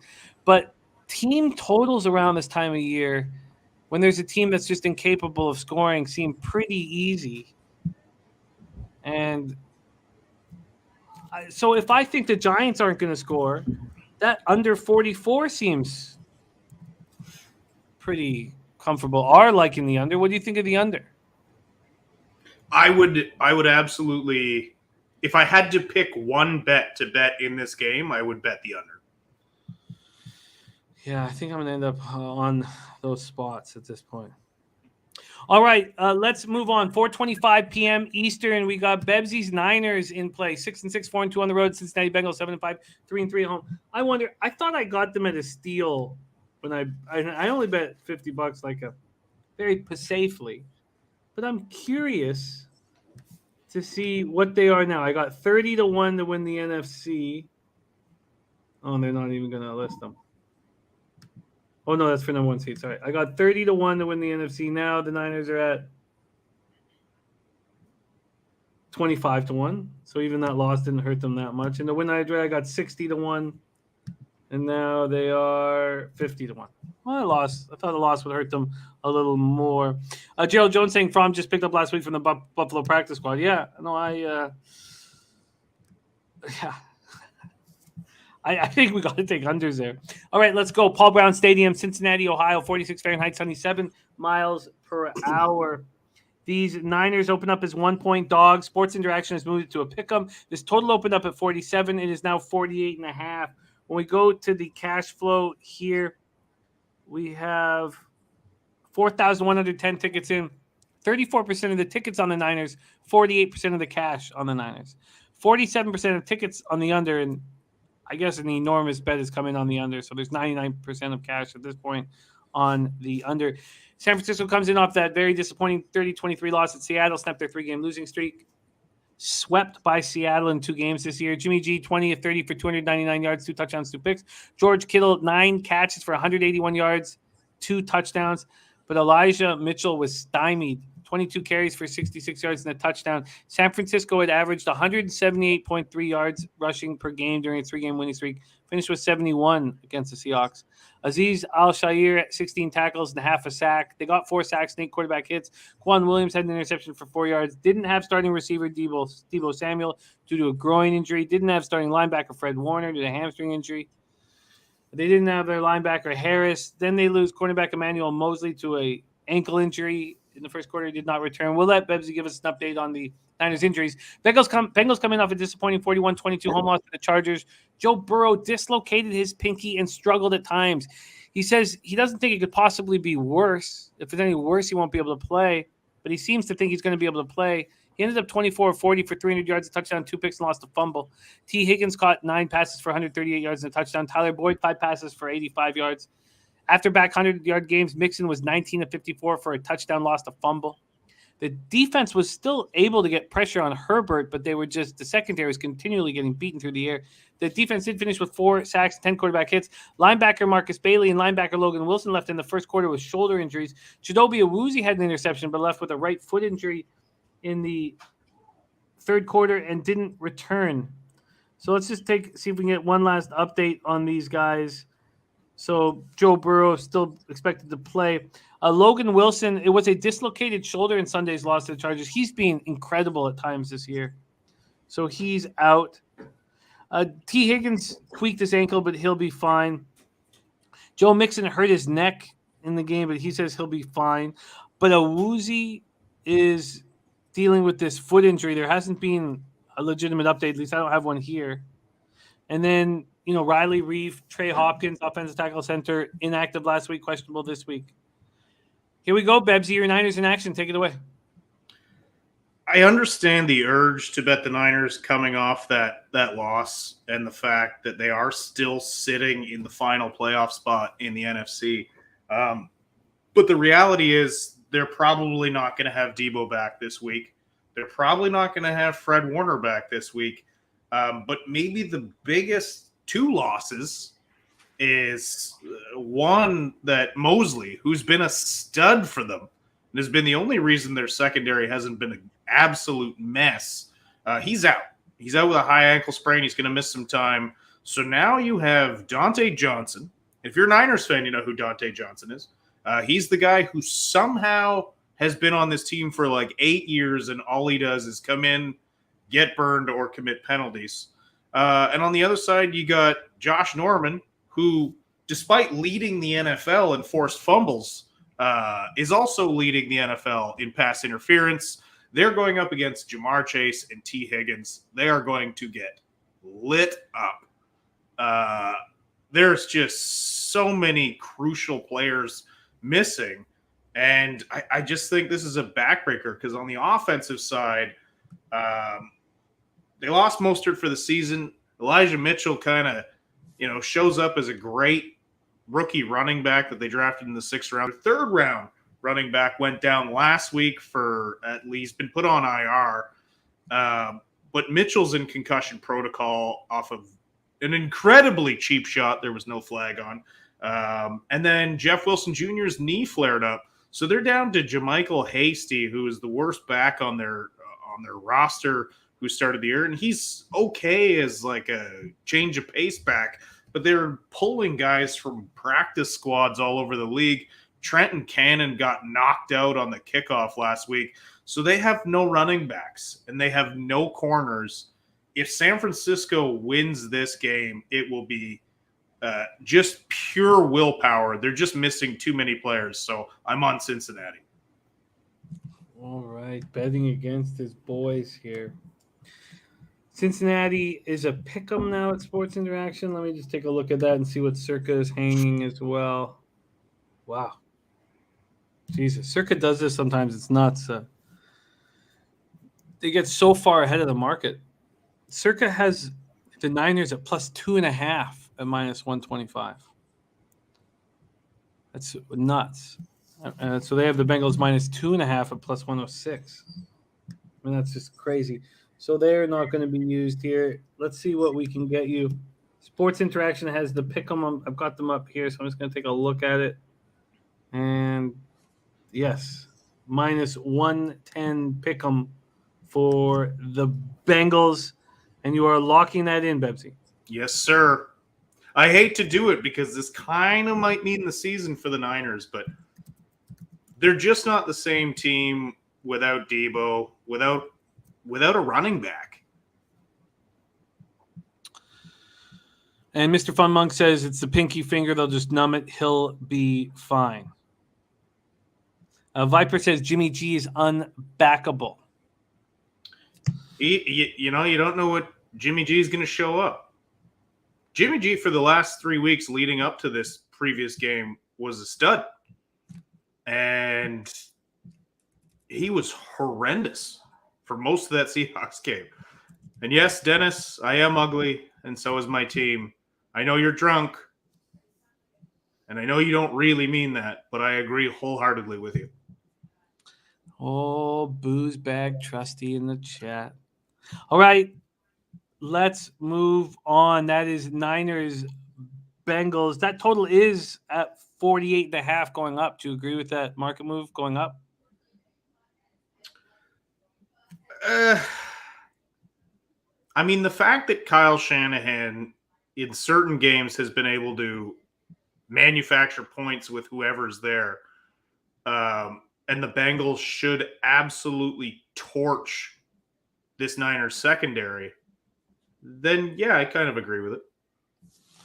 All right, let's move on to the final afternoon game, 4:25 p.m. Eastern. Buffalo Bills at Tampa Bay Buccaneers. Bucks were 5-0 at home. We're at Raymond James Stadium in Tampa Bay, Florida. 70 Fahrenheit, partly cloudy, 13-mile-per-hour winds. We have Tampa opening up as 3.5-point favorites. There's been a 6-cent move towards Buffalo, and Bet365, Will Hill have moved it to -3. Which makes me wonder what Circa has it. Circa has the Bucks -3 at -114. Feels like the market is expecting a bounce back from the Bills. Tasha says line is suspicious. She's absolutely right. This total opens up at 53. It's now at 52.5. Let's see where the cash lies. We have 2,950 tickets in. 74% of the tickets, 97% of the cash on Tampa Bay. Then we have 42% of the tickets and 62% of the cash on the under. Bills are on a short week after losing 14-10 at home to the Patriots on Monday night. 40-mile-per-hour wind gusts placed an emphasis on running the ball. And the Bills' running game looks weaker and weaker as the season goes on. Josh Allen was 15 of 30 for 145 yards and a touchdown, no interceptions. He also led the Bills on the ground with 6 carries for 39 yards. He did lose a fumble. Stephon Diggs led the receivers with 4 catches for 51 yards. Now, the defense managed 0 sacks and 0 quarterback hits, but Mac Jones only threw it 3 times, so that's explainable. And this wild card race now features 4 teams with 7 wins. The Bills are also 5-5 against AFC opponents. The loss of Trey White was very evident. Let's see what we're talking about from an injury standpoint after that one. Not much on here. Offensive tackle Tommy Doyle still on the COVID-19 list. And now A.J. Klein was placed. Their linebacker was placed on the COVID-19 list yesterday. Reggie Gillum and Obada, defensive end, were inactive last week and are questionable this week. Buccaneers coming off a 30-17 win over the Falcons in Atlanta. Brady was 38-51 for 368 yards, 4 touchdowns, interception. He's 10-0 in his career now against the Falcons. Chris Godwin caught 15 passes for 143 yards. Mike Evans caught 7 passes for 99 yards. Gronk caught 4 passes for 58 yards and 2 touchdowns. That's now 90 regular season touchdowns past Phillip Rivers and Antonio Gates for number 2 in NFL history. It's Peyton Manning and Marvin Harrison up top. Leonard Fournette ran 13 times for 44 yards, caught 7 passes for 48 yards and a touchdown. Their defense swarmed Matt Ryan, especially in the second half when they shut him out. But 5 sacks, 11 quarterback hits. Devin White, Antoine Winfield each had 10 tackles. Carlton Davis returned from the injured reserve, and they're looking strong. Now, they did lose Jamel Dean, who's in concussion protocol, and Sean Murphy-Bunting's dealing with an undisclosed injury. But Arian says that Richard Sherman could be activated from injured reserve very soon, possibly tomorrow. Safety Jordan Whitehead was inactive, listed as questionable. Ronald Jones is sick, non-COVID-related illness. Bebsie, do you agree with this market move, saying that the Bills are just a field goal short of these Buccaneers? I feel bad for the Bills because the weather absolutely fucked them yesterday. And I was talking to Pavi earlier in the day, and then shortly before the game, when I saw that sideways blizzard coming through, I just said, the Bills have no running game, advantage Belichick. And that's basically how it played out. I think they're a much better team than this 7-5 record. So I think there's value in them as dogs. I just think the Bucs at home, the Bills kind of sputtering. Also, I don't know if you saw McDermott's comments about Belichick and saying, I don't think Belichick deserves as much credit for something. I'm butchering the quote, so don't take it at face value, but something to the effect of he doesn't deserve that much credit for the. Let's not give Bill too much credit. Even if that is true, which it isn't. Why would you say that, McDermott? It's just like it's frustration coming out. And I don't know. It's just I can't back a team after a coach says something that dumb. So for me, it would be Tampa. I'm going to sit back and watch this game. I think it ends up being a pretty good slug match. But I don't want to. I wouldn't comfortably back either team here.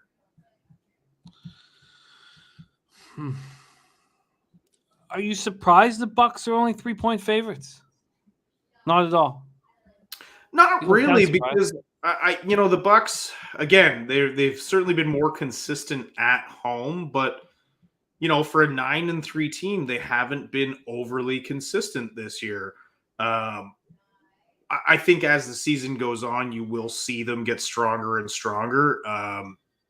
And as much as I think everyone on earth would hate it, except for Tampa fans and Chiefs fans, I think we're trending towards a rematch.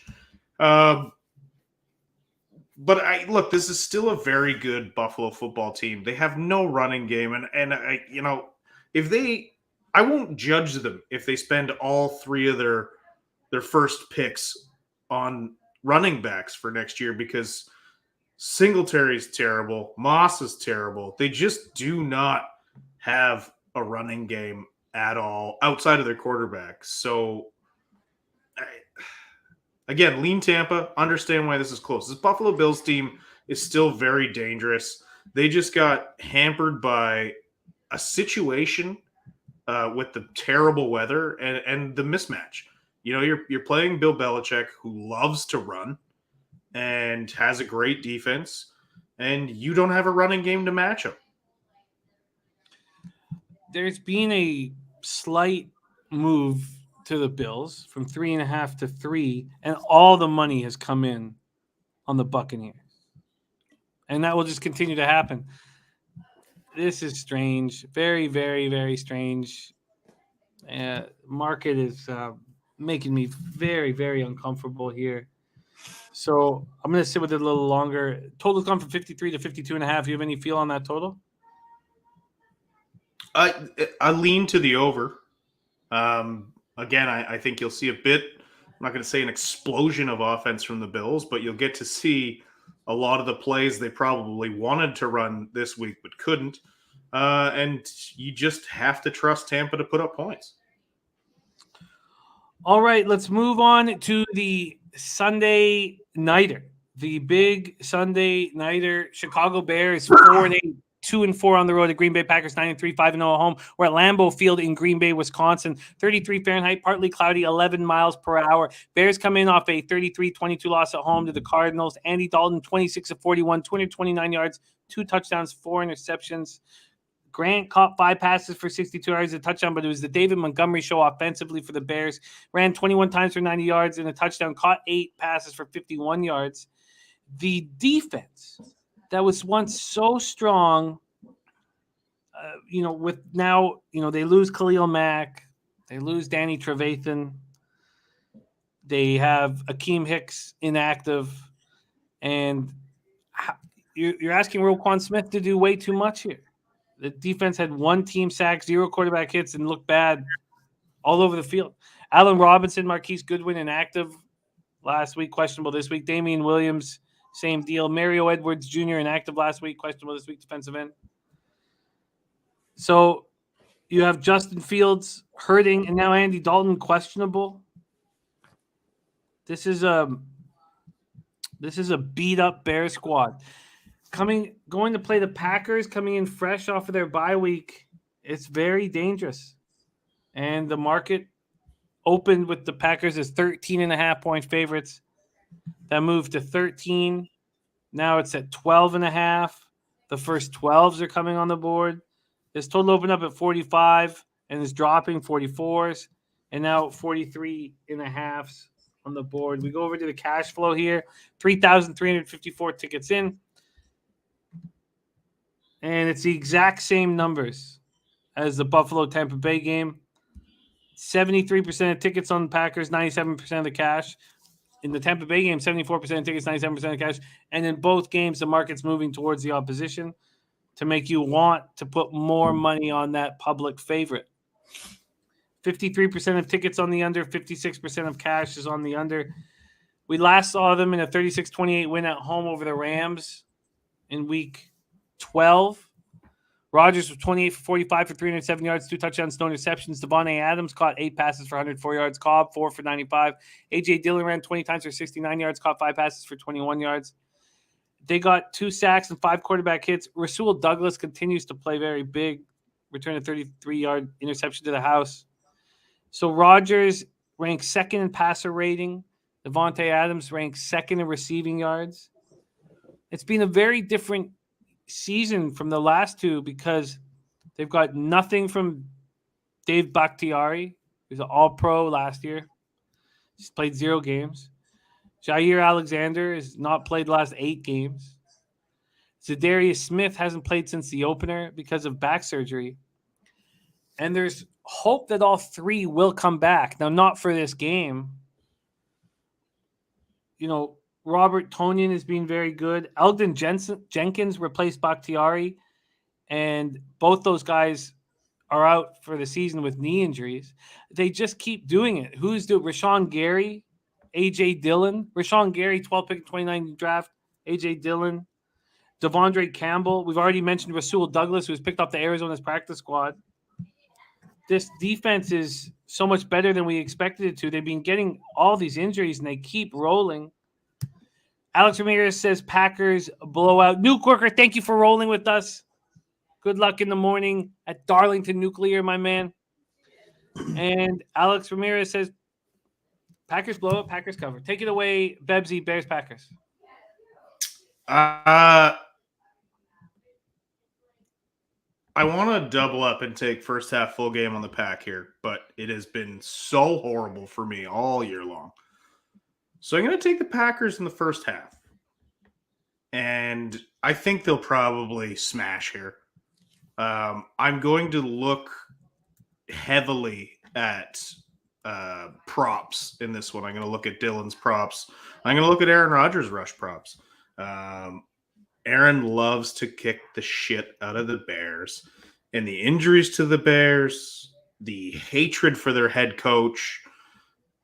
We talked about this earlier in the show. This is the time of year where, the teams that are done and we know aren't good continue to play poorly. And teams like the Green Bay Packers, just what does phi mean, Dennis Trusty? That's phi fair, Bebsy? That means he's drunk. Yeah, I know he's drunk, but I just want clarification on that. Yeah, I disagree, Bertie. I get why you would think that, and you might be right, but I can't bet against the Packers here. The Bears just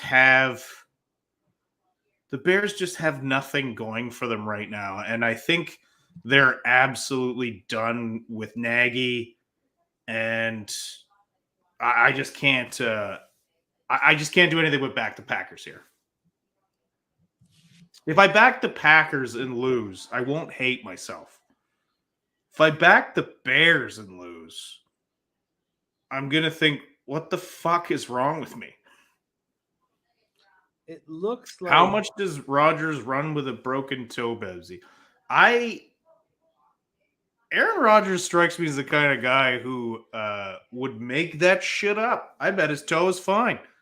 He's a liar. We know that. I don't think his toe is that bad. Also, I don't know. I've run around on a broken toe without the aid of NFL caliber medical staff. It's not that bad. It's not his big toe. There's a -7 for the Packers first half at +106, which tells me it's going to be 6.5. So that's by far 6 cents better than any other book. All the other books have the Packers first half -7 at +100, but Pinnacle offering it at +106. Should I wait then and see if I can get that 6.5? I feel like that is a legitimate option here. I'd be curious to see. I can't. At this point, they're not giving out an alternative first half line. Let me. Bears money line is live. Birdie, we're fighting again. Uh-oh. Okay, I don't know that this is your call. Oh, there you go. Viper got it for you. Says DraftKings has -6.5, -115. There you go. Thank you, Viper. I'll take the -6.5. First half -6.5 at -166, 115. Thank you, Vipe, my man. These two games, the late game at 4:25 Buffalo Tampa and the 8:20 game Chicago Green Bay, has the public losing their shirt written all over it. Almost done.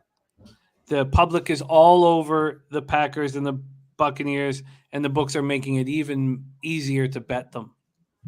And I'm not saying that you're on the wrong side. I'm just saying that makes me so uncomfortable. Why would the books be making it easier for you to make these bets if all the money's on them? Yeah, you got a point. That is a bit dodgy. Much like all the money going to the Bucs and it moving in favor of the Bucs. It's strange. Michael Carnegie says over looks like a good play. Dennis Garcia took Chicago +13 at -120. He says another play I'm iffy on, but Chicago can hang around even though Rodgers apparently owns them. You know what? I'm going to hold off on this for now because I want to see the way the money moves in this before I make a bet, because that is a bit dodgy. Ron Crawford says divisional games after week 10, the under is at 62% last 5 years. And this year, it's 12-4. God, that's just beautiful stuff from our Ron Crawford. What a great stat.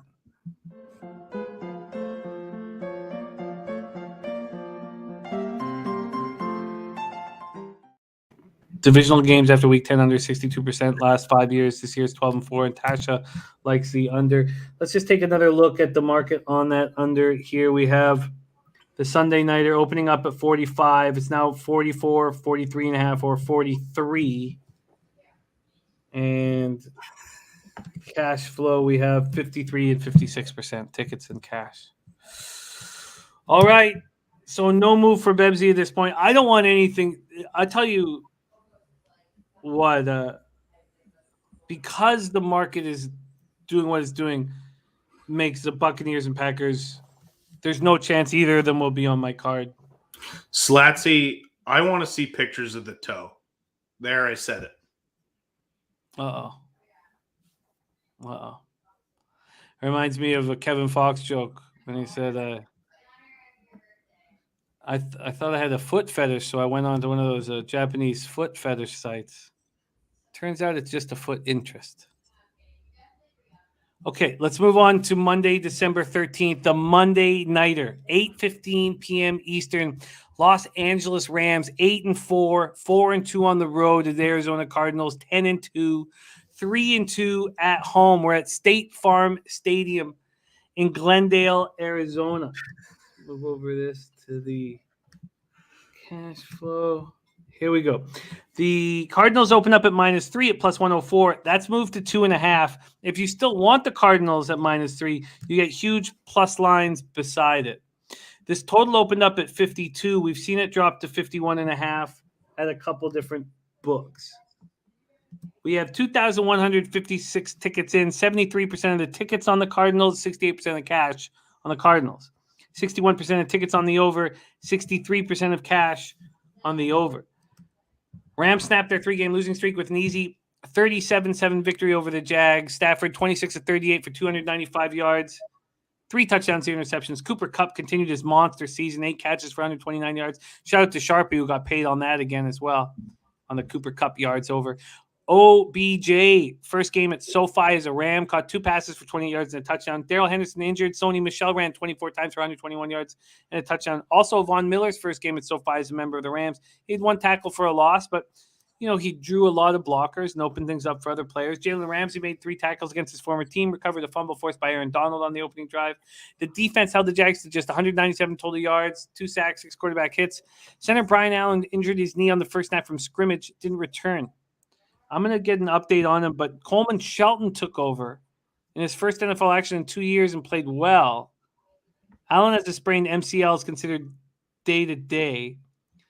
And David Long Jr. was inactive and is listed as questionable this week. Cardinals come in off a 33-22 win at Chicago with Kyler Murray back under center. Cardinals coming off a bye, improved to 7-0 on the road with each win coming by 10 points or more. I mean, that's just unbelievable. Murray was 11-15 for 123 yards, 2 touchdowns, no interceptions. Also ran 10 times for 59 yards and 2 touchdowns. James Conner ran 20 times for 75 yards, led receivers with 2 catches for 36 yards and a touchdown. DeAndre Hopkins returned from injury, 2 catches, 32 yards, and a touchdown.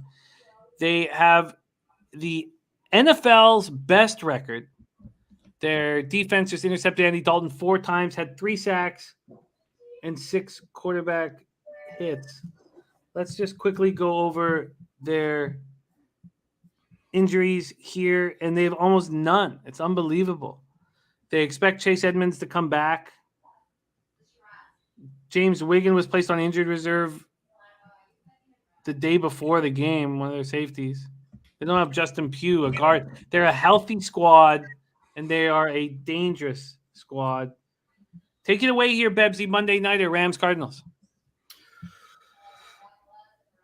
I want to fade the Cardinals here because I have said all year long, and I will die on this hill, that the Arizona Cardinals are not as good. They've been extremely lucky.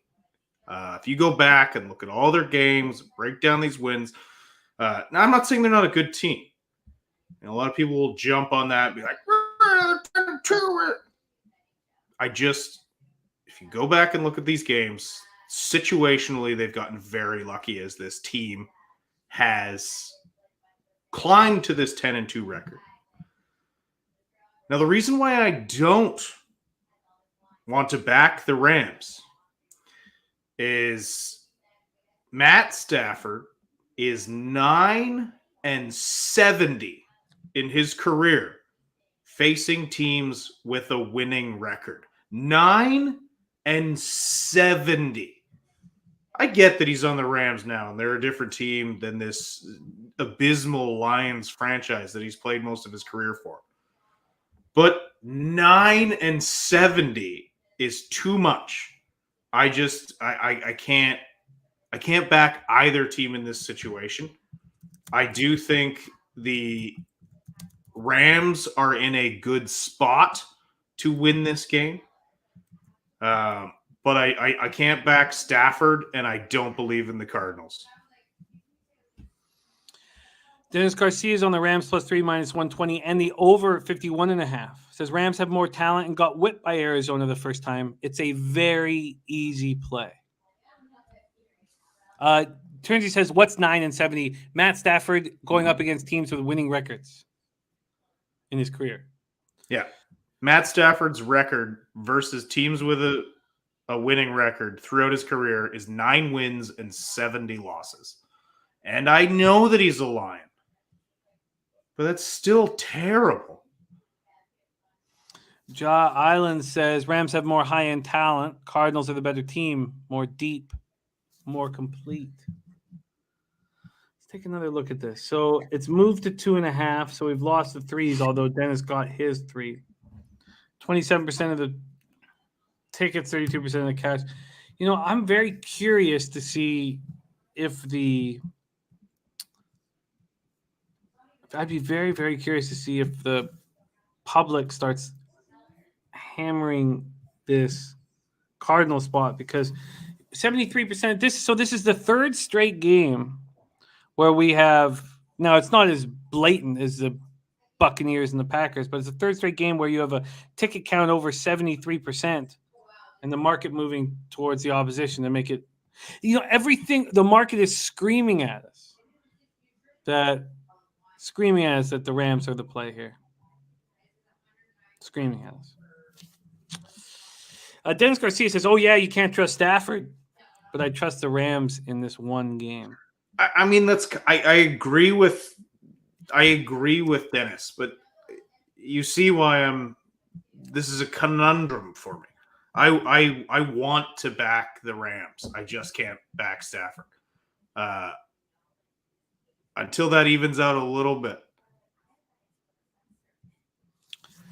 So when I go back to what's been working for me the last 6 weeks is just trying to milk every last little bit of angles and ideas and feelings from you guys, and then sitting here for the next 4 hours staring at these spots. And at this point, this is probably the least amount of for sure moves I'm going to make, but I'm uncomfortable with a side here. What do you think about this total, Bebsie? Hold on one second. Here's some more food for thought, because a lot of people they were talking about the Jags as a get right spot, and I get it.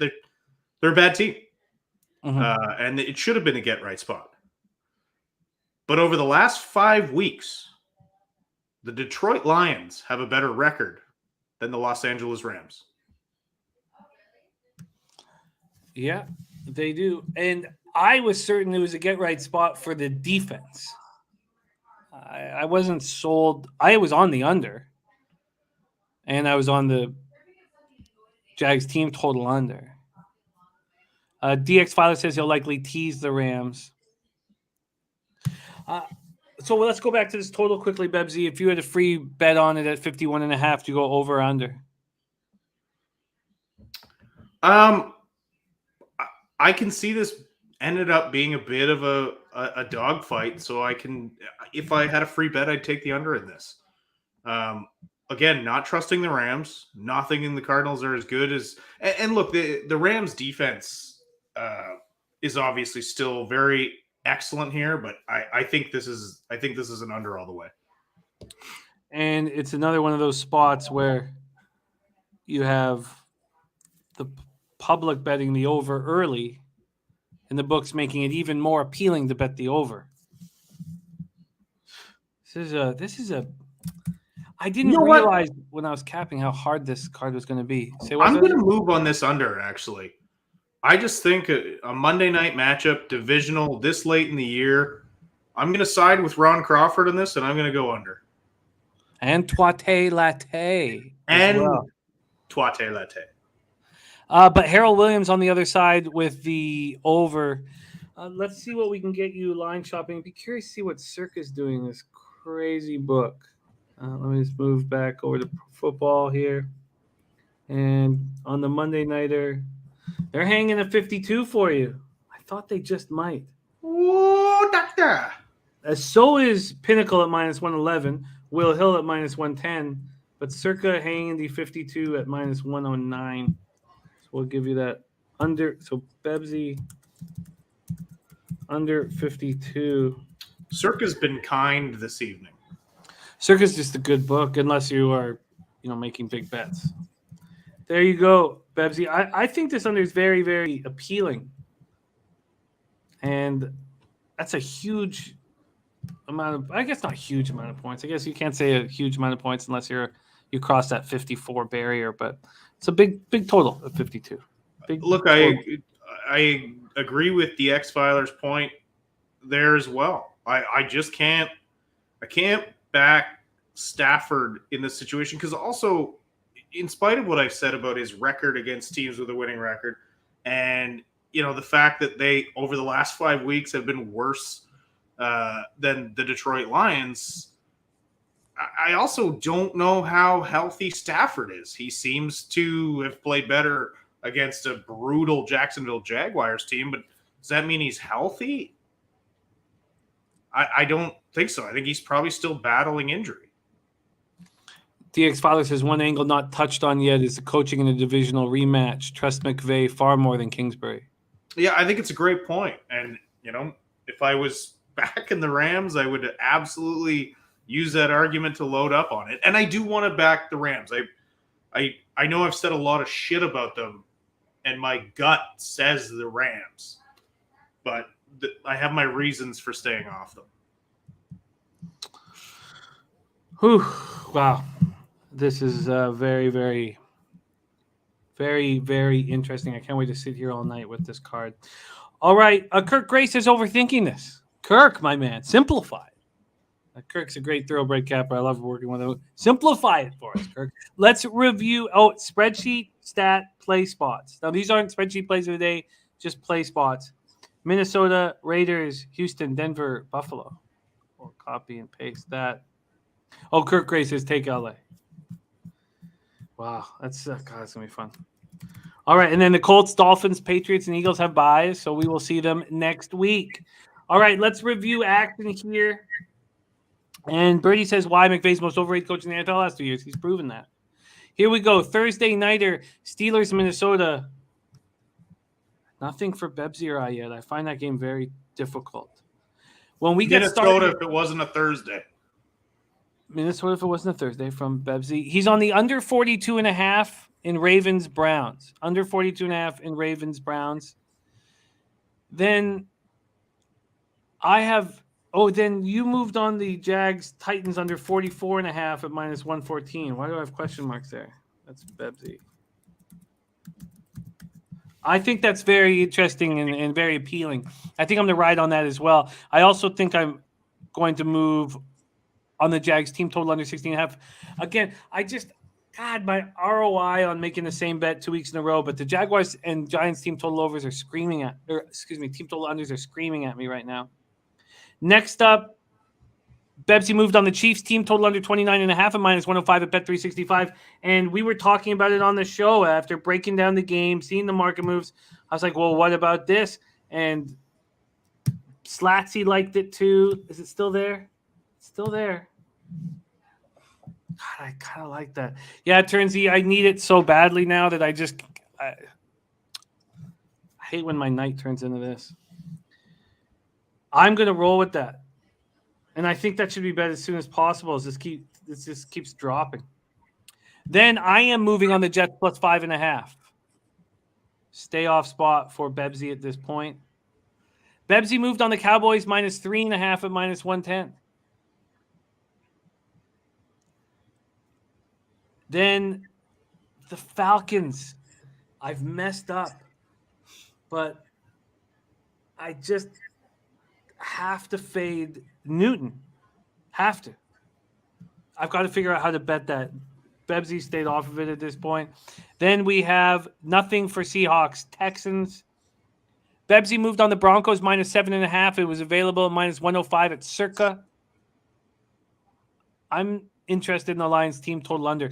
God, I wish it was a horrible day weather-wise in Colorado, but still a nice day. 53 Fahrenheit, partly 76 miles per hour. Then I want in on unders in Giants Chargers.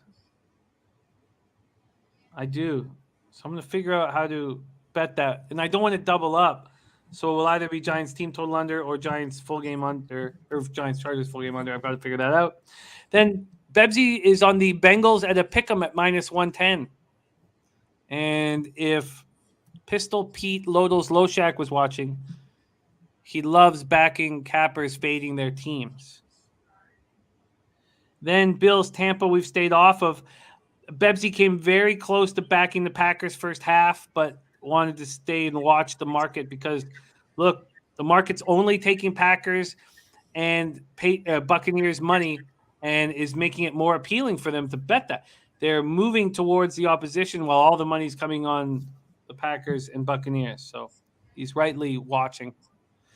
Then the final spot, Bebsie moved on the under 52 in Rams Cardinals. Bebsie, my man, I've been sick the last couple days, and you made this really fun. So I was struggling all day today, but you made it really enjoyable. So thank you for capping the card with us, Bebsie. And we have no show without you guys supporting the show. All of you in the chat, thank you so much. Slatsy, Truth Teller, Turnsy. It was so great to have Turnsy back in action. For show, Cash. And then, you know, having Dennis Garcia and Birdie going back and forth is really enjoyable. It's really helpful for my capping. Puzzler, Twatty, Latte. What a great, great group. Leonard Welch, Kirk Gray, Chris Brady, Mr. Fun Monk, DX Filer, Michael Carnegie, Ron Crawford, Harold Williams. Thank you guys so much for your support. You make this show special. You inspire us and you excite us. And I do mean inspire us. The turnaround I've had in this year, you guys have helped make that happen, and I want it so badly. It means so much to me. Bebsie, any last words for the great cappers supporting the show? Listen, I've had the worst year of NFL capping in my entire life. I'd be lying if I said it hasn't gotten me down a couple times this year, but I still love doing this show. I love Jimmy. I love talking football with you, and I love all these guys in the chat. You guys are absolute beauties.